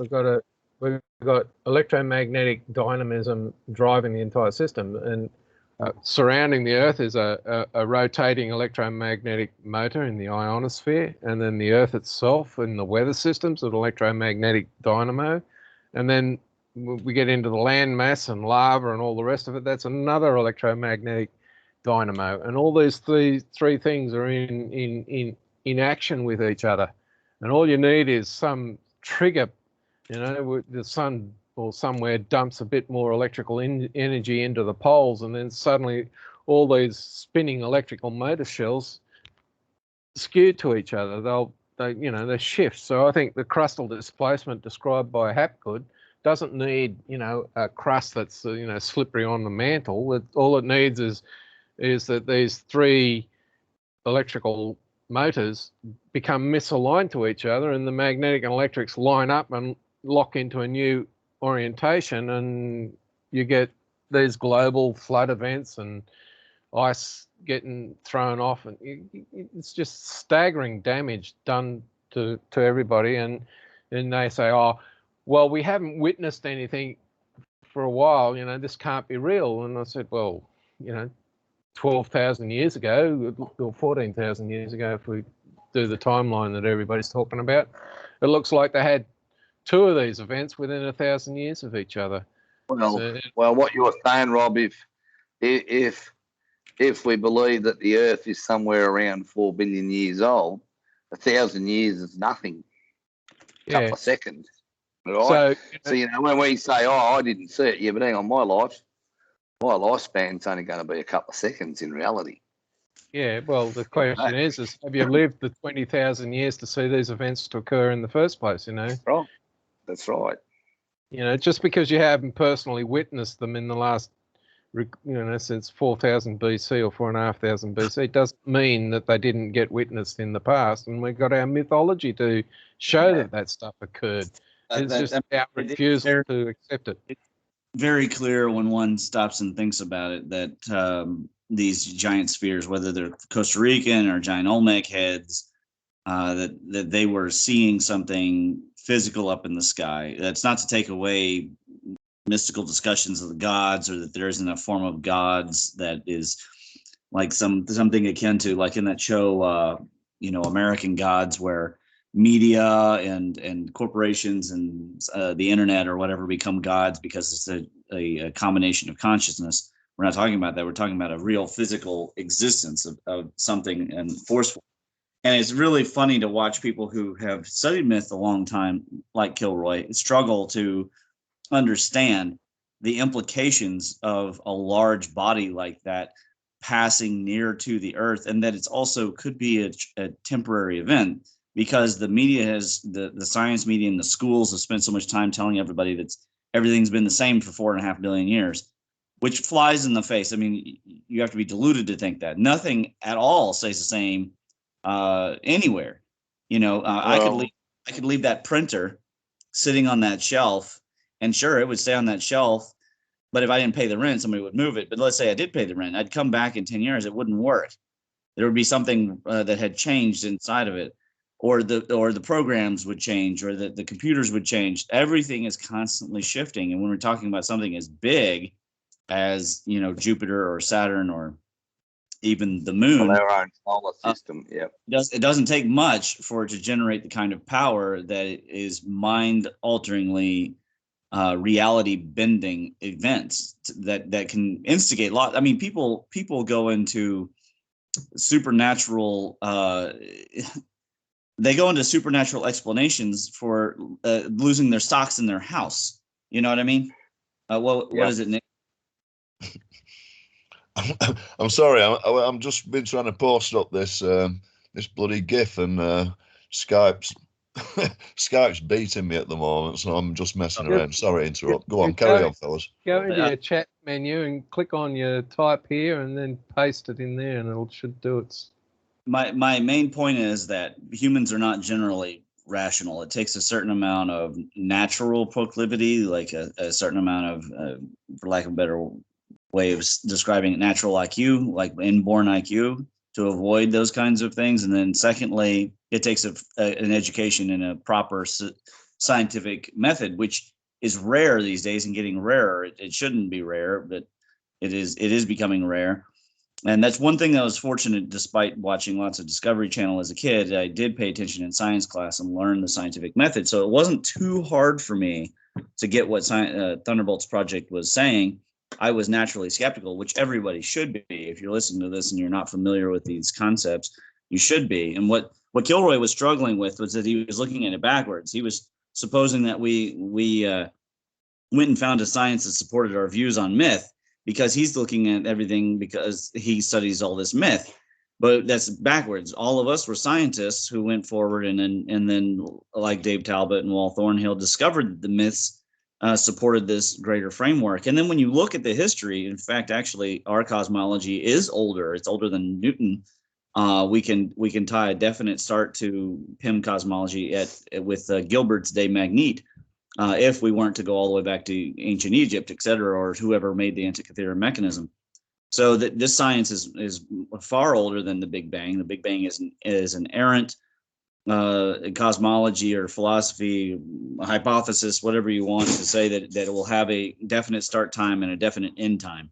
Whereas this cosmology is based in something that has no beginning or no end, and it's describable. You can talk about the force when you get into the secular portions of the Big G. You can talk about it when you get into the religious portions.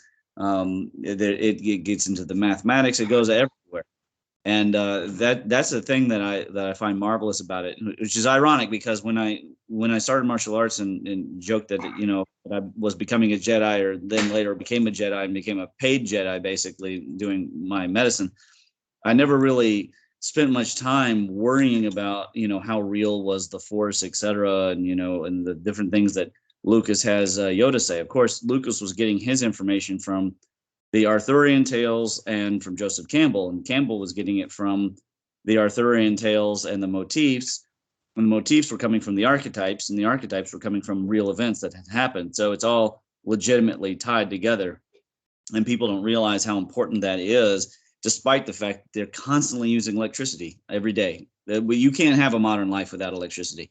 That we would all be back in huts very soon, because all this stuff would become quickly useless, except for maybe the plumbing, but even then it'd be pretty hard. Yeah, we'd be back in the 1800s, but the thing is, we don't have in our modern culture the growing of food that gives us the 22 months worth of supplies. So if we were to lose electricity right now, I would say more than 80% of the planet would be dead within inside a month or two. And those that survived would be struggling. And what would only be because of humans. I wouldn't be struggling because of lack of food. There's over 900 species of edible and medicinal plants in America. But I have the books. A lot of people don't have the books, and they don't know where to find the stuff. And I actually know how to find the stuff.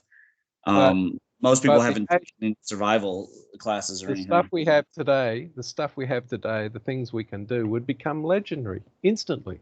Oh, yeah.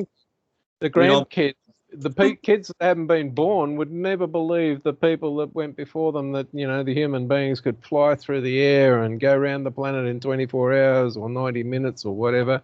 It's beyond their lived experience to accept that actually was the case. Denzel Washington in the movie The Book of Eli, he tells the girl, she says, what was it like? Because he was a child when the nuclear war happens or whatever. And he says, we used to take for granted things that we kill for today. And it was like alcohol wipes,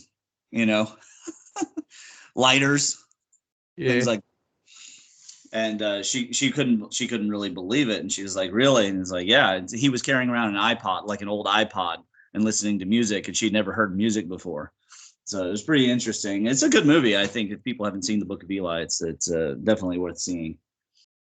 But so what the audience might not realize is that when you have the electrical dynamism model being applied, and it's electromagnetics, not just electrics, is that you get everything has the potential to express life, and the chances of who we call God being the actual universe is a living being that we're a fractal part of.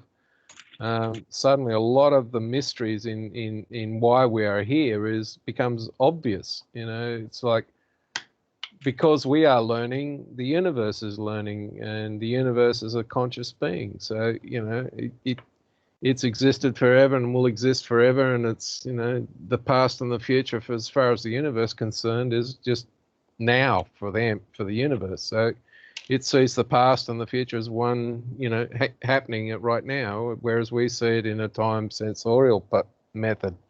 You know, we don't have that extension to see all of the universe instantly. So yeah, we need to understand that the universe makes us, and we make the universe in a variety of ways, and a lot of people just don't want to listen to that sort of thinking because, you know, it's too hard for the brain. And one of the questions that I was asked once was, can God create a rock that is so large that he can't lift it? And my response to that was, well, that's just, you know, medieval logic about debating about how many angels can dance on a pinhead. It's a pointless experience. God's separate from the universe. How big is the universe as far as from God's perspective? Is it a pebble or is it something, you know, huge? And if the rock is the size of the universe and it's a pebble, then, you know, what's the point of the question? But you can't have the universe without God being in the universe, because the universe is all that is.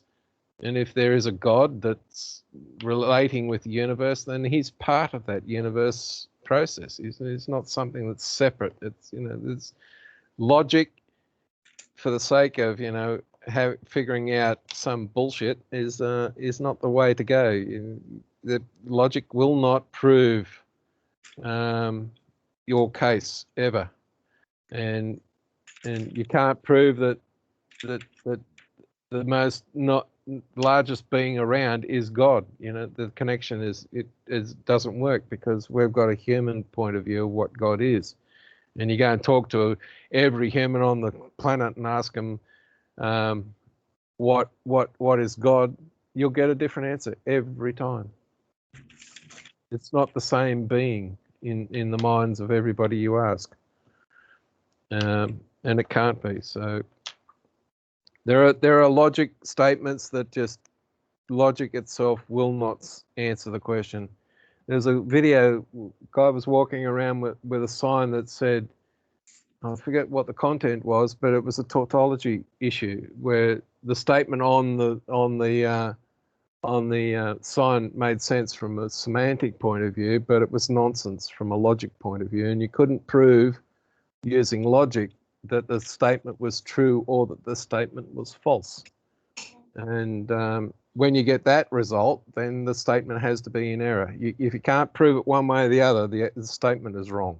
Yeah. And that's true for science. If you cannot produce something that will explain the phenomena as an experiment, that the assumption that you make applies, if you can't prove that assumption with an experiment, then the assumption's wrong. Or you don't have the imagination necessary to create the experiment to test the assumption. And all our knowledge is assumption. It's our perspective on something. It's not, you know, it's not like science would say is, oh, this has been definitely worked out, it's settled science and all that. None of it's settled. Somebody can make a discovery tomorrow that proves that Newtonian gravity is not the way it works. Now what are we going to do? I don't know. You can tell. Well, I like Kepler anyway, so I'm right into Kepler at the moment. So, but I suspect that if we went and got Weber's electromagnetics in his description of two electrical charges in motion relative to each other and got those equations and extended them to account for a dipole magnetic interaction, we would get the Newtonian laws of motion and gravity would just fall out, because the two-charge model that Weber uses for his electrics gives us the three Newtonian laws of motion. You know, an object in static, in other words, it's located between electrical and magnetic potentials. It will stay there for as long as those potentials remain the way they are. And if they change, then it'll start to move. And if they change dramatically, it'll accelerate. You get from his electrical description of charge, you get the 3 laws of motion that Newton came up with his gravitational model. It's so Right. you know, it's not that hard to figure it out. You know, a charge will at rest will remain at rest, and if the potential, if there's a disturbance in the charge, then it will move, and if it's in a field of electrical potential and it's able to, and it's moving, then it'll start to move faster. It will accelerate. You get those 3 things for free, and the thing that staggers me is the cosmology refuses to accept that the universe is made up of charged particles, and electricity and magnetism, because of these particles, is a real force. You're Speaking getting of non-reality, I think it's we need to talk about the finish your point, and we need to talk about the hoofed stuff. I was wondering when Steve sent me a copy of that email exchange, and it's yeah. Excuse me, before you talk about Hooft. Now, is this the guy? I've seen him a couple of times talking about string theory. He's a Dutch professor of mathematics who clearly lacks the mathematical skill to have the discussion.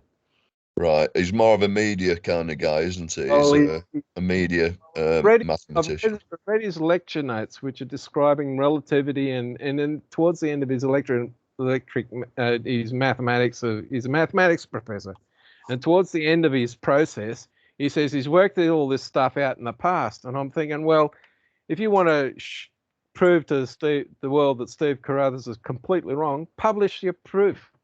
And I reckon he's doing the Newtonian Swifty, where he hasn't actually written the proof down. He just says he's written the proof down, and he's beavering away in private, trying to come up with his proof. Well, at least with Newton, we got his theory of gravity out of it. But this guy, he does not have the mathematical skill to understand what a invariant tensor was. He didn't even know what the thing meant. So you got to ask why, just because he's got a Nobel Prize for something doesn't mean that he's got any knowledge of what he's saying. He's not too good on the trigonometry then. and I was watching Miko Asaki, the guy is doing one of these science videos, and he's got 1 divided by 0 equals infinity. Go to the Number Files website and look up why you can't divide by 0, because if I divide by 0 coming towards 0 from the negative side of a number plane or line, I go to minus infinity. But if I'm coming from the positive, I go to plus infinity. And I don't care who the mathematics is, plus infinity is not equal to minus infinity. Well, the other thing is multiplication is a type of convolution, and you can't convolve nothing. But Mako is writing 1 over 0 equals infinity. 1 over 0 might be plus infinity, minus infinity if it's just on the one-dimensional number line. But if you put it on a plane, 2 dimensions, it turns into something else. And if it's 3 dimensions, you got 6 different sorts of infinity that the division will produce. And the fact that the physicists and the mathematicians who do these videos can't wrap their head around this stuff, it just shows me how ignorant they are. I've got to be fair to Stephen Carruthers. He's produced the evidence again and again and again, and the people that are dealing with it do not have the skill that God gave to pistachio nuts to work out how to live. They've got no idea what they're talking about. Because if they had the solution, they'd publish it and they'd get another Nobel Prize for proving that the way they claim it works is working. And I just don't think they can do it. They don't have the skill. It's that simple. Yeah, I think they've got a kind of a myopic view. Everyone's got their own very small area of specialism and expertise, and they don't readily communicate. I want to point something out to the audience. I've got a PhD. I know everything. Hold on a second. I want to point something out to the audience that in the relativity that will come out of our cosmology, we won't need to divide by 0 because we don't believe in these giant black holes being non-physical radius and symmetrical. What we see in the plasmoids, it looks like asymmetry, and it looks like there's an off-center nature. And I would refer people to Gareth's at See the Patterns videos on the origins of these stars and galaxies, starting along the filaments, not quite in the center, and then always spiraling out until they're ejected from the filament. And it was what the evidence seems to show. So we won't need to divide by zero when we fix relativity in the future. I don't know exactly what time that'll happen. It's a simple way of doing it. How can you get a three-dimensional object and shove it into a zero-dimensional space and still have a three-dimensional object? Right, correct. To get 3 dimensions to fit into 0 dimensions, you have to wipe out dimensions 3, 2, and 1. And all you got left is zero. The other thing is now they found these massive jets coming out of the black holes. The claim that you can get an object in 3-dimensional space and jam it into a 0-dimensional space is logic bullshit. It's fallacious. It's complete rubbish. Complete rubbish. So from that point of view, you just got to go back to the logic of what we understand to be true. And I think what we've got is when we talk about an object that's termed black hole, it's actually a plasmoid. It's a fast spinning magnetic field. It's the field that's spinning at a high rate. And because it's spinning at a high rate, the magnetic effects intensify, and it literally squashes whatever's inside the magnetic shell, gets squashed down to, pea size, and you get this very small, massively dense structure. It's not a 0-dimensional structure. It's still a 3-dimensional structure compressed to a tiny volume. And that's at the barycenter of all the matter, isn't it? Exactly. Yeah, but, the barycenter. And because of the rotational mechanism, because one type of, like, the North Pole is trailing edge, whereas the South Pole is leading edge, and because that alone, you'll get a skew of the structure. It can't be center axis. It's off to one side, or off to one. The axis is slightly off to one. It's displaced from the exact center of the object. That's what gives this asymmetry effect that we see everywhere in an electrical charge is the same. The electric negative is a leading edge charge structure field, and the positive is a trailing. And just that alone, and the fact that these two charges are a distance to each other, might be very tiny, but just the fact that they're a distance apart means that these fields do not exactly overlap on top of each other and therefore totally cancel. Our thinking is wrong. We've got to understand that when we're talking about 3 dimensions, at least, you've got distance involved with these things. So you can't perfectly cancel out anything. So you're never going to get rid of electrical charge. You're never going to have a totally neutral environment. You're not going to have totally washed out motion where it looks like it's a mill pond sea. The mill pond sea. It's all moving, yeah. It's all moving. It's all varying. All the charge is always varying. Yeah, if you can produce a mill pond sea with everything moving at the maximum speed that's achievable, and because it's all moving in a random direction, you just see a flat surface on this. It's flat. This doesn't look like anything's moving. But if you're a water particle, you've been zipped around in all sorts of directions instantly. So there's a lot of stuff that we've got to get the right thinking to understand what's going on. And one of the goals I have is to write some of this stuff up, and I've worked out where I want to put it in the speculation, is so that people can approach how we understand electrical and magnetic interactions from the dynamism that's present there in the system that we're not understanding correctly in the first place. So chapter 1 is pointing out what the mistakes are in history and the experiments, and then chapter 2, chapter 1 is the background. Chapter 2 has to be working out where we've gone wrong in our understanding of the nature that we see. And the best example is the ocean. We have wave-like behavior on the top of the ocean. We have motional dynamics in a 3-dimensional direction in space, in the ocean itself. But then that gives us all our wave stuff. But then we've got conduit flow, which we call ocean streams, that move the water particle from between locations. It doesn't just oscillate locally. It moves a great distance. And one of the things that I have yet anybody to answer me yet is, how do I turn a wave into a conduit that allows the water particle to move from A to B? And that's my main argument for saying that the light transmission mechanism has to be a particle, because you can't turn a wave into a laser beam, and we get laser beam from light.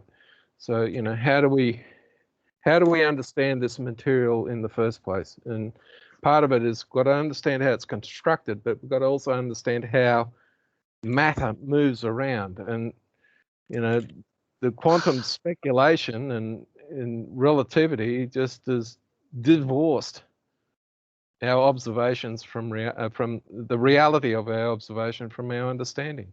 We've got rid of causal natures. You know, cause and effects has taken a big dive off the deep end and never to be seen. So if you can't produce a cause and effect relationship, then Einstein relativity got rid of it, and quantum speculation never recognizes it. You know, everything, there is no cause. You know, things can just pop into existence and disappear without any reason whatsoever. That's convenient, yeah, and that's pretty convenient for some people. We might as well go to J.K. Rowling and read her books of Harry Potter, and we can explain cosmology using magical wands.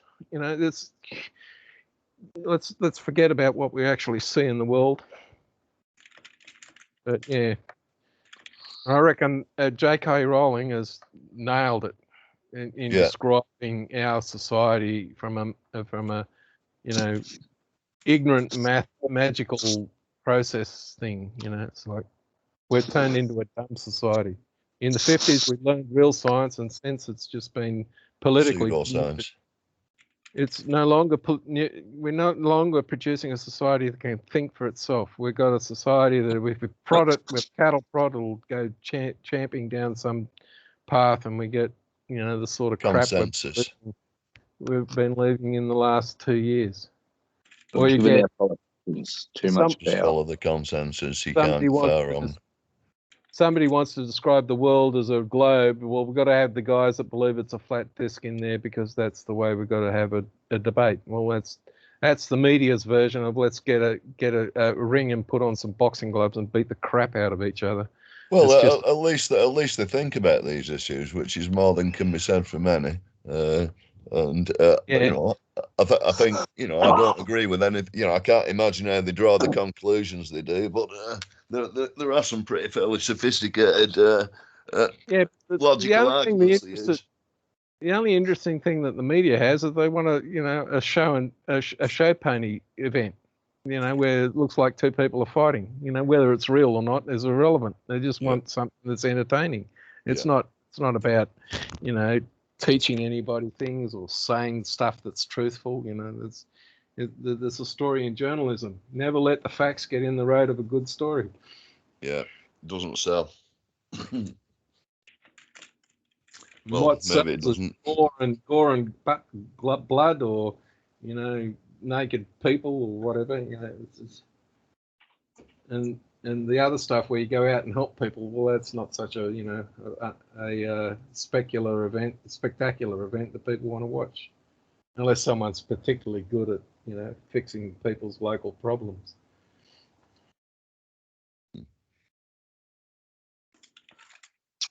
Yeah. Yep. I'll let somebody else, you know, take over the conversation. Well, I wanted to make sure too that we finished the discussion about you know, Jupp and the Force. Maybe you guys could spend a little bit more time speculating in this case about the transmutation subjects that he talked about. For example, would a single burst be sufficient, or is it possible that a high electric field over an extended period of time also could account for transmutation, not only of the materials and creating these repeated events, but also altering our DNA and our consciousness to encourage our development? Oh, and if that was so, why wouldn't other species develop in the same way? Well, the ignorance is the first question answer to why they wouldn't notice it. What we do know is if you interact light with DNA, the light itself will form the DNA pattern. So why should that occur? You've got natural biological transmutation of elements. People who work in a hot environment transform potassium into sodium, and it cools their body. You've got chickens who lay eggs that transform, I forget the element they transform, but they produce calcium with a biological transmutation mechanism for their shell eggs, for the shell of their eggs. There are a lot of biological examples that use Potassium, I think. electromagnetic biology to transform atoms directly from one element to another to produce what the biology needs. So if you get a plant and you stick it on glass and you just give it water, the silicon in the glass and the oxygen and the hydrogen in the water will, and the oxygen in the silicon as well, will be transformed into the materials that the plant needs to produce to grow, and it's absorbing carbon dioxide from the atmosphere. So, but there's been experiments that were done in the 1800s where they put the plants in a glass jar and just gave them water and whatever glass in, and the plant grew. Well, there weren't the normal plant trace elements needed for the plant to grow. So where did it get them from to build its biological structure?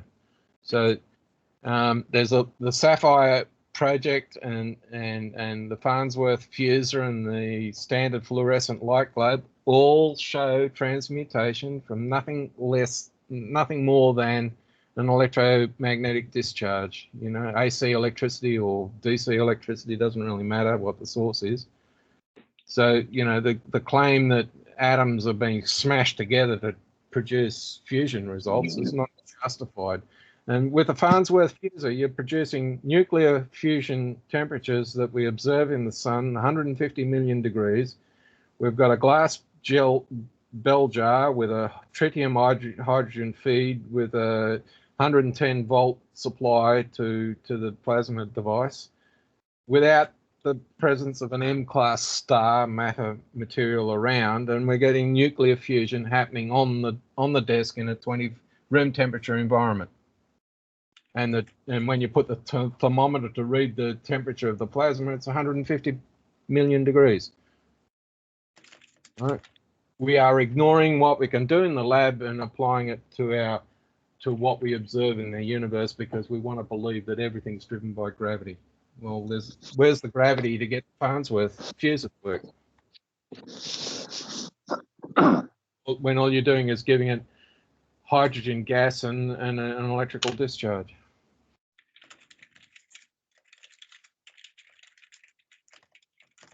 So nuclear fusion is an electrical process. And the atoms grow according to the SAM model, the structured atomic model. Yeah, I like that myself. Look It that up. just fits together sweetly, doesn't it? It explains how the nuclear structure would build. And in the process, we don't need neutrons as an independent object inside the atom, and all we need is an electron to allow two protons to join together with each other, which makes a lot of sense from an electrical charge point of view. Yeah. But if I take away something out of the atom, your choices are you chuck out light photons, or you chuck out the proton, or you chuck out the electron, or you chuck out a pair of protons, electrons, a proton and electron and a bunch of photons as a neutron, and it travels some distance and turns into a hydrogen atom. Or you send out an alpha particle and it neutralizes. So you get helium out of it. So the real issue is, what is really going on? And the thing I find appealing about the SAM structured atom model is it allows atoms to grow like a plant or a biological object. And I just think that's just so magical. The fact that it happens to agree with my thinking is, bonus. I can't. But Things I don't know. Bonus. second, But third. the way that nuclear structure will form is for some atoms, the arrangement of the particles is unstable. It's producing mechanical stress on the atom's structure, and it will, jiggle it the right way, and it will break. And you get nuclear fission as a result, and radioactive decay and all that sort of stuff. Are you saying? Oh, hold on a second there. Are you saying you didn't record which spring was which length and which one was one, which one was number 2, 3, 4? Did you? I got it right here. Are yours based on the same numbers? Are they the same order? 1, 2, 3, 4. Do you understand the problem? Okay, all right, fine. So you need to go through and label which one is the K value. Your conclusion should say specifically whether or not your hypothesis was correct, and also which springs had the highest K value. Was it the short spring, the long spring, the thick spring, the wide spring, the narrow spring? Which one was it? You need to put that clearly in your conclusion. You can't just put a table, and you need to label these, table 1, table 2, or however many. Looks like there are the tables here. All this data should have been in your data section. You don't need to write the whole paper over, but in the future, you need to put all the data in the data section. Like how you put a tab here. It's funny. It's handwritten. Looks like a computer tab. Okay. You understand what you have to do? Okay. Go on then. Oh, you sent it. Okay. Well, I'm sure the guys will be interested to see it. Finish up your point. I'm going to open up Orion's project here, and then we'll pull it up. Yeah, I'm pretty well done for the the criticism of the nuclear fusion process using gravity. I just think that's just bollocks. So, in terms of the question that was asked earlier, is that electricity is what's driving the electrical and magnetic interaction? I said electric field. Could an electric field have been being projected that accounted without having an actual thunderbolt? Well, it's going to cause an electrical response in the matter structure. That's what I'm saying. Passes over. So yes, it will. You don't need an actual lightning bolt. What you're getting is a jiggle due to the potential difference that's affecting the particles that are present in the system. And they may actually result in a localized electrical discharge or a magnetic electrical discharge. Because I don't think you can have an electric field without a magnetic field of some kind present. And just the two go together, and they're there in the matter structure construct. So I can't see how you can produce just an electrical field. Well, I don't know about the producing. I'm just interested in the effect of having a long-term, electric field. The so-called influence of the gods, right? This concept that the gods taught them how to make bread and make beer and all these different things. How would that actually occur? Or why would they give credit for that? Perhaps there's something to the influence of the electric field. At any rate, so I've posted. I think there's different types of gods. There's the gods that were planets moving around causing chaos in people's experience by electrical and magnetic discharge mechanisms. And then you've got other sorts of gods who were advanced, who knew how to make beer, who knew how to grow crops, that taught people who didn't know how to grow crops how to grow crops. The classic example is watch the Gods Must Be Crazy film. There's a guy on a plane, is drinking his Coke, and he finishes the bottle out of the aircraft, and this Coke bottle falls all the way to the ground and gets picked up by a Kalahari bushman who's got no idea what a Coke bottle's for. And suddenly it just upends their society. It is a film worth watching. And it is brilliant show. That's a brilliant show, Rob. Yeah, and the thing is, you've got a group of people on the planet who are just hunter-gatherers. They wouldn't even know what building a crop was all about because they just go into the desert and they know what tree to to get their fruit from, and they know what animal to hunt to eat, and all the rest of it. It's a hunter-gatherer environment. And now, under the right stress, they might need a different way of growing food. Well, that's what our modern society has come into that Kalahari Bushman environment and basically wrecked their culture and taught them agriculture and a whole bunch of other stuff that they didn't really need to have. And this is true of all the indigenous cultures. They've met a different way of doing it, and it demolishes the rule base that they were living under. All right, so this is a good moment for the audience. I'm sorry to change directions here, but this is a teaching moment. So I've opened up Orion's spring experiment, and he's got really good data. You've even got a little too many significant figures here. That's okay. Well, I have a question to start. What is a K value? I'm completely lost on what a K value is. It's not. I'm sorry, but that's my first problem. The spring. It's the spring constant that determines, basically the springiness of the spring. It's overall stretch and compression factors. And you derive it from the force and the distance change. He's making a good point. Oh, here it is in the conclusion. So you probably should put this equation. You probably should have put above the data. You should put here K equals negative F sub X with a number 1 out to the side, like I told you, to indicate this is the equation. But here's the interesting. So he says, my hypothesis was correct. The K values, they get better as the springs got bigger. When I look here from left to right, spring 1 is 2 3/4 inches and spring 4 is 1 inch, but the K values increased as it got smaller. So then how did you get to that conclusion? I don't know. I guess I was looking backwards. Okay. Yeah. So interpreting data, this goes into a really important thing here in science is looking at the data. Of course, you got to double check and all that, but you can still get to the very end. So it reminds me of one time I took a final in calculus 4 it was, and I got a 98%. And the only thing I missed was I copied my correct answer wrong from one page to the other. And I went to the professor and I said, well, you can see I got the right answer on this side. He said, yeah. He said, but the bridge fell down anyways because you miscopied the answer. And I thought, well, God, you can't even make this guy happy. The human errors like that are but you understand the problem that you're having here. Yeah. Okay. So you can see clearly that your hypothesis was incorrect. Right.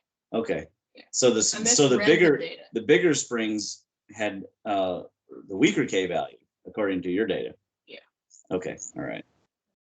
Now it's interesting though, the spring force was bigger. But you could have said that. The spring force was bigger, the bigger the spring. But the K value is actually small. Well, my question to this paper would be to say, why would the K value and the spring force values change based upon the size of the spring?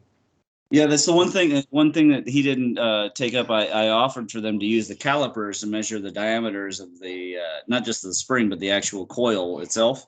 Oh, yeah. And, so the question I would have for Orion is, why do these numbers change based upon the diameter of the spring itself? Why should they change?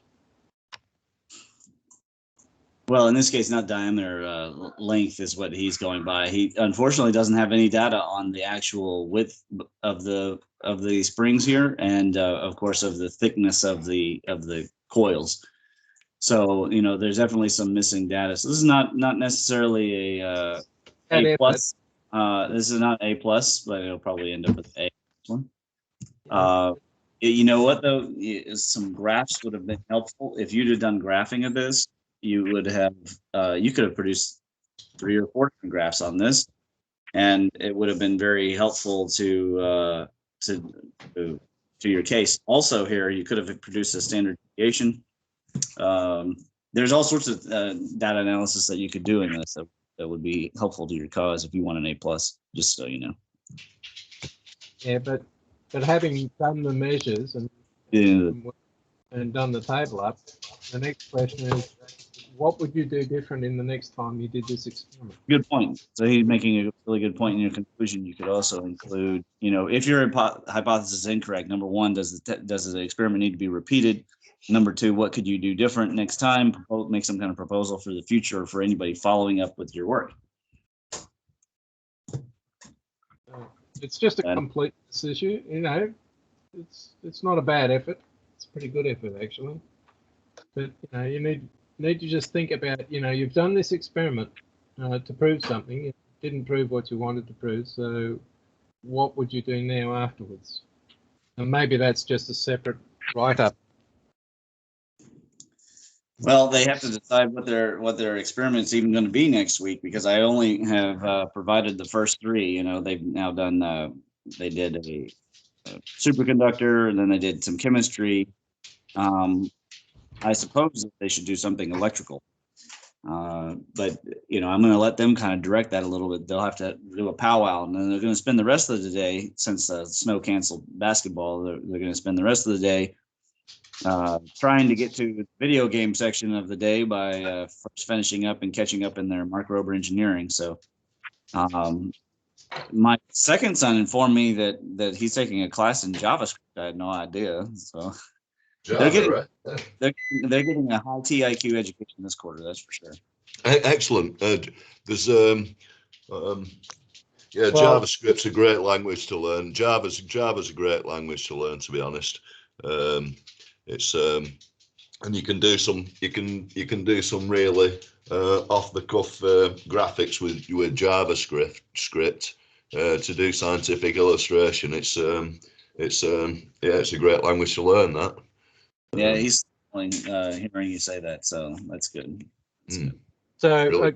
They're looking for things to do for work out what the next experiment should be. Have a look at the ones you've done and say, is it worth coming back and rethinking the experiments that have been done? And the same will apply to the chemistry and other stuff.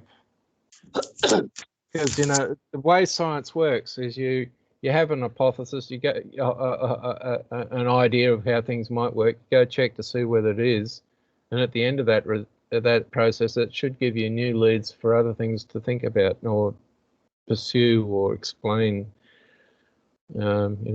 If you get a chemical reaction, why do you get the result you get? Why is it a hot experiment or a cold experiment or etc.? So far, my favorite was when they thought that they thought that the chemistry experiment last week would be exothermic, and it turned out to be endothermic. It just blew their little minds, Which I putting the stream of that, or I didn't even make a stream for this experiment this time. But we'll get a stream for another one. But they were just flabbergasted, because of course it expanded, but then it was endothermic. So it was the elephant toothpaste experiment. I got an experiment. It involves an inclined plane, like a couple of pieces of dowel rod on an incline with a marble, and explain from those two pieces of wood and the marble, without a clock, and I suggest music is a good idea.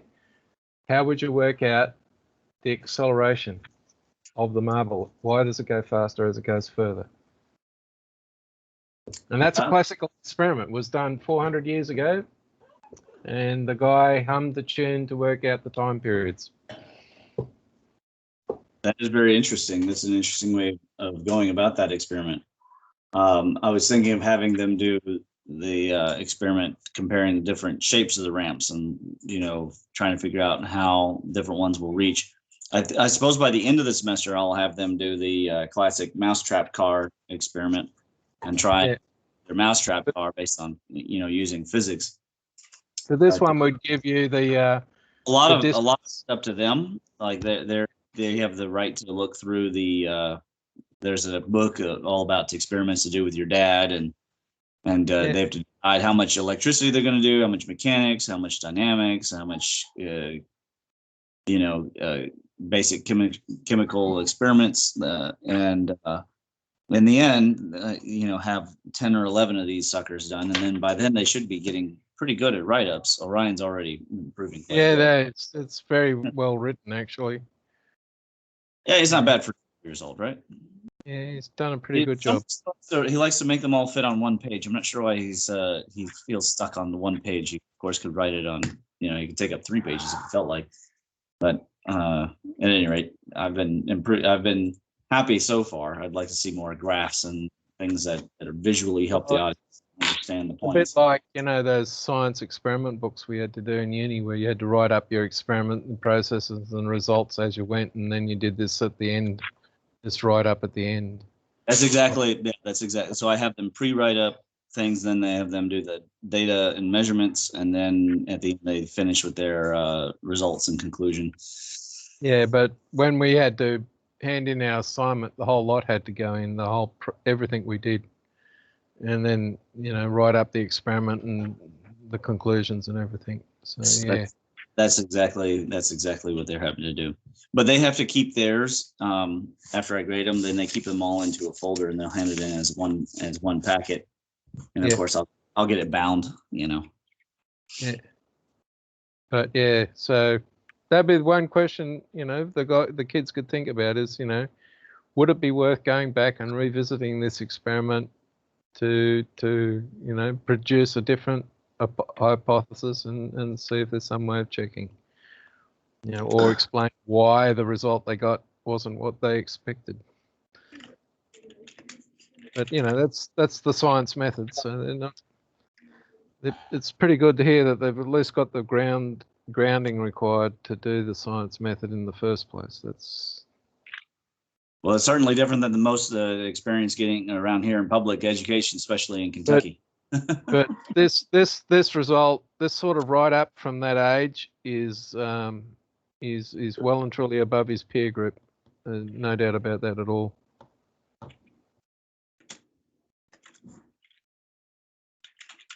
So, but I'm sure he would be flattered to hear it. Yeah. And at any rate, well, we've covered a lot of topics. Is there anything burning in anybody's brain that they wanted to cover? Let me think. Some interesting, more interesting information keeps appearing on that on the Ancient Britain site. Now your Zoom call's on. It's on the 3rd, isn't it? It's on the 3rd with the Ancient Kentucky Historical Society. Yeah, well, and anybody else who wants to join in, I've opened up the Zoom link is out there on Discord, and I was hoping to get it out there with the leak people, but I don't know if I'll end up on show or not. I haven't heard back. I said that I'd be available Sunday or Monday. I haven't heard anything, so we may not get it on leak. A big road show huh? down in Florida at the moment. Yeah, but I'm not aware as to when the rescheduling is going to happen. I've written her back, but I haven't heard, so I have no idea. Well, so it may be a small. I have no idea how many people will attend this Zoom. It could be 5 people. It could be 50. It could be 500 if somehow it found out in certain circles, but I doubt it. So have you got aliens? Have you got aliens in it? There we go. I just say tell them you want to talk about the Kentucky aliens, and I'll guarantee you'll be on within hours. Yeah, but that's just using clickbait, isn't it? Well, that's what he does with a lot. There's a Minecraft guy in Australia who produced a series, and about 2017 he started off a season where he was in the middle of an ocean, so he went and found this underwater monument thing. There's a structure that's underwater with fish in it. Anyway, he builds a big circular thing around it and drops sand in and removes all the water and conquers the thing. And he did this like 4 or 5 years ago, 4 years ago. And hunting around in YouTube, and then there's all these guys that have done basically the same thing 3 years later, and they got 10 million views, and it's sort of like, well, where did they get the idea from doing that?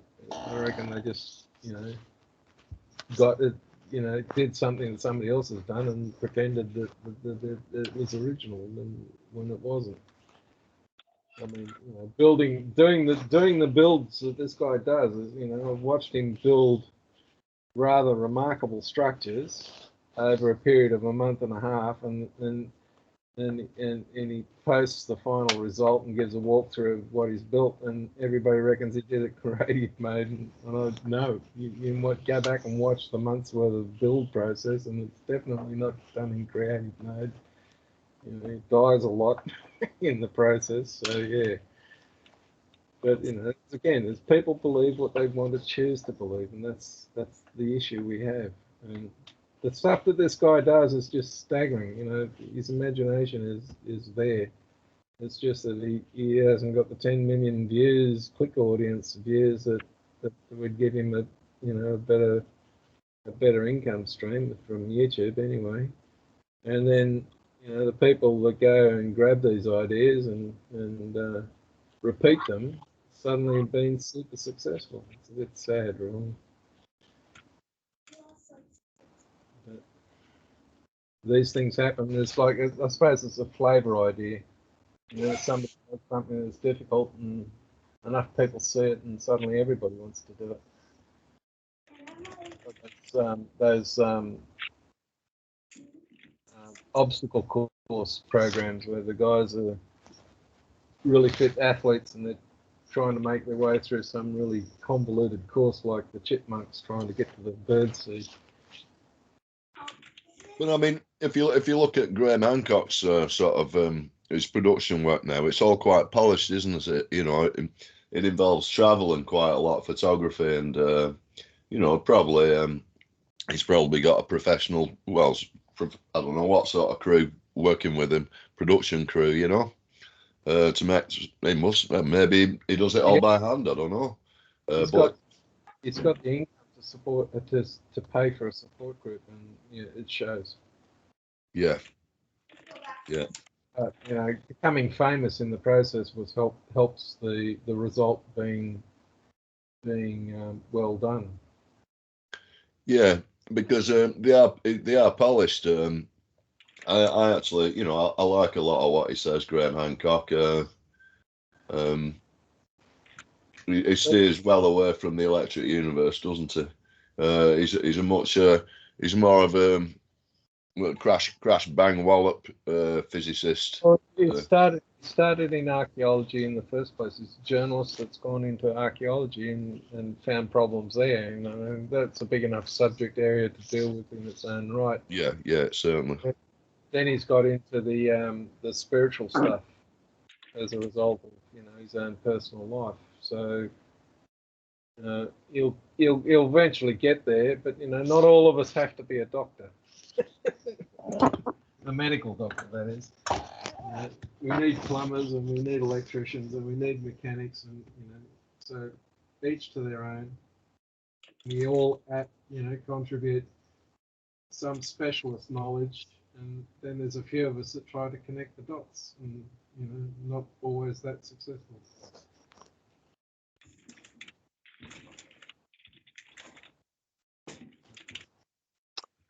Anyway, Yeah. gents, I'm going to check out and go and have a bit of a nap. Okay. Yeah, it's good. A good show. 2.5 hours. I will post it today, and fellas, I look forward to speaking to you again real soon. No worries. And, is Greg on tonight? I don't know. I don't know. I don't know. I haven't heard from him. He ran Ramon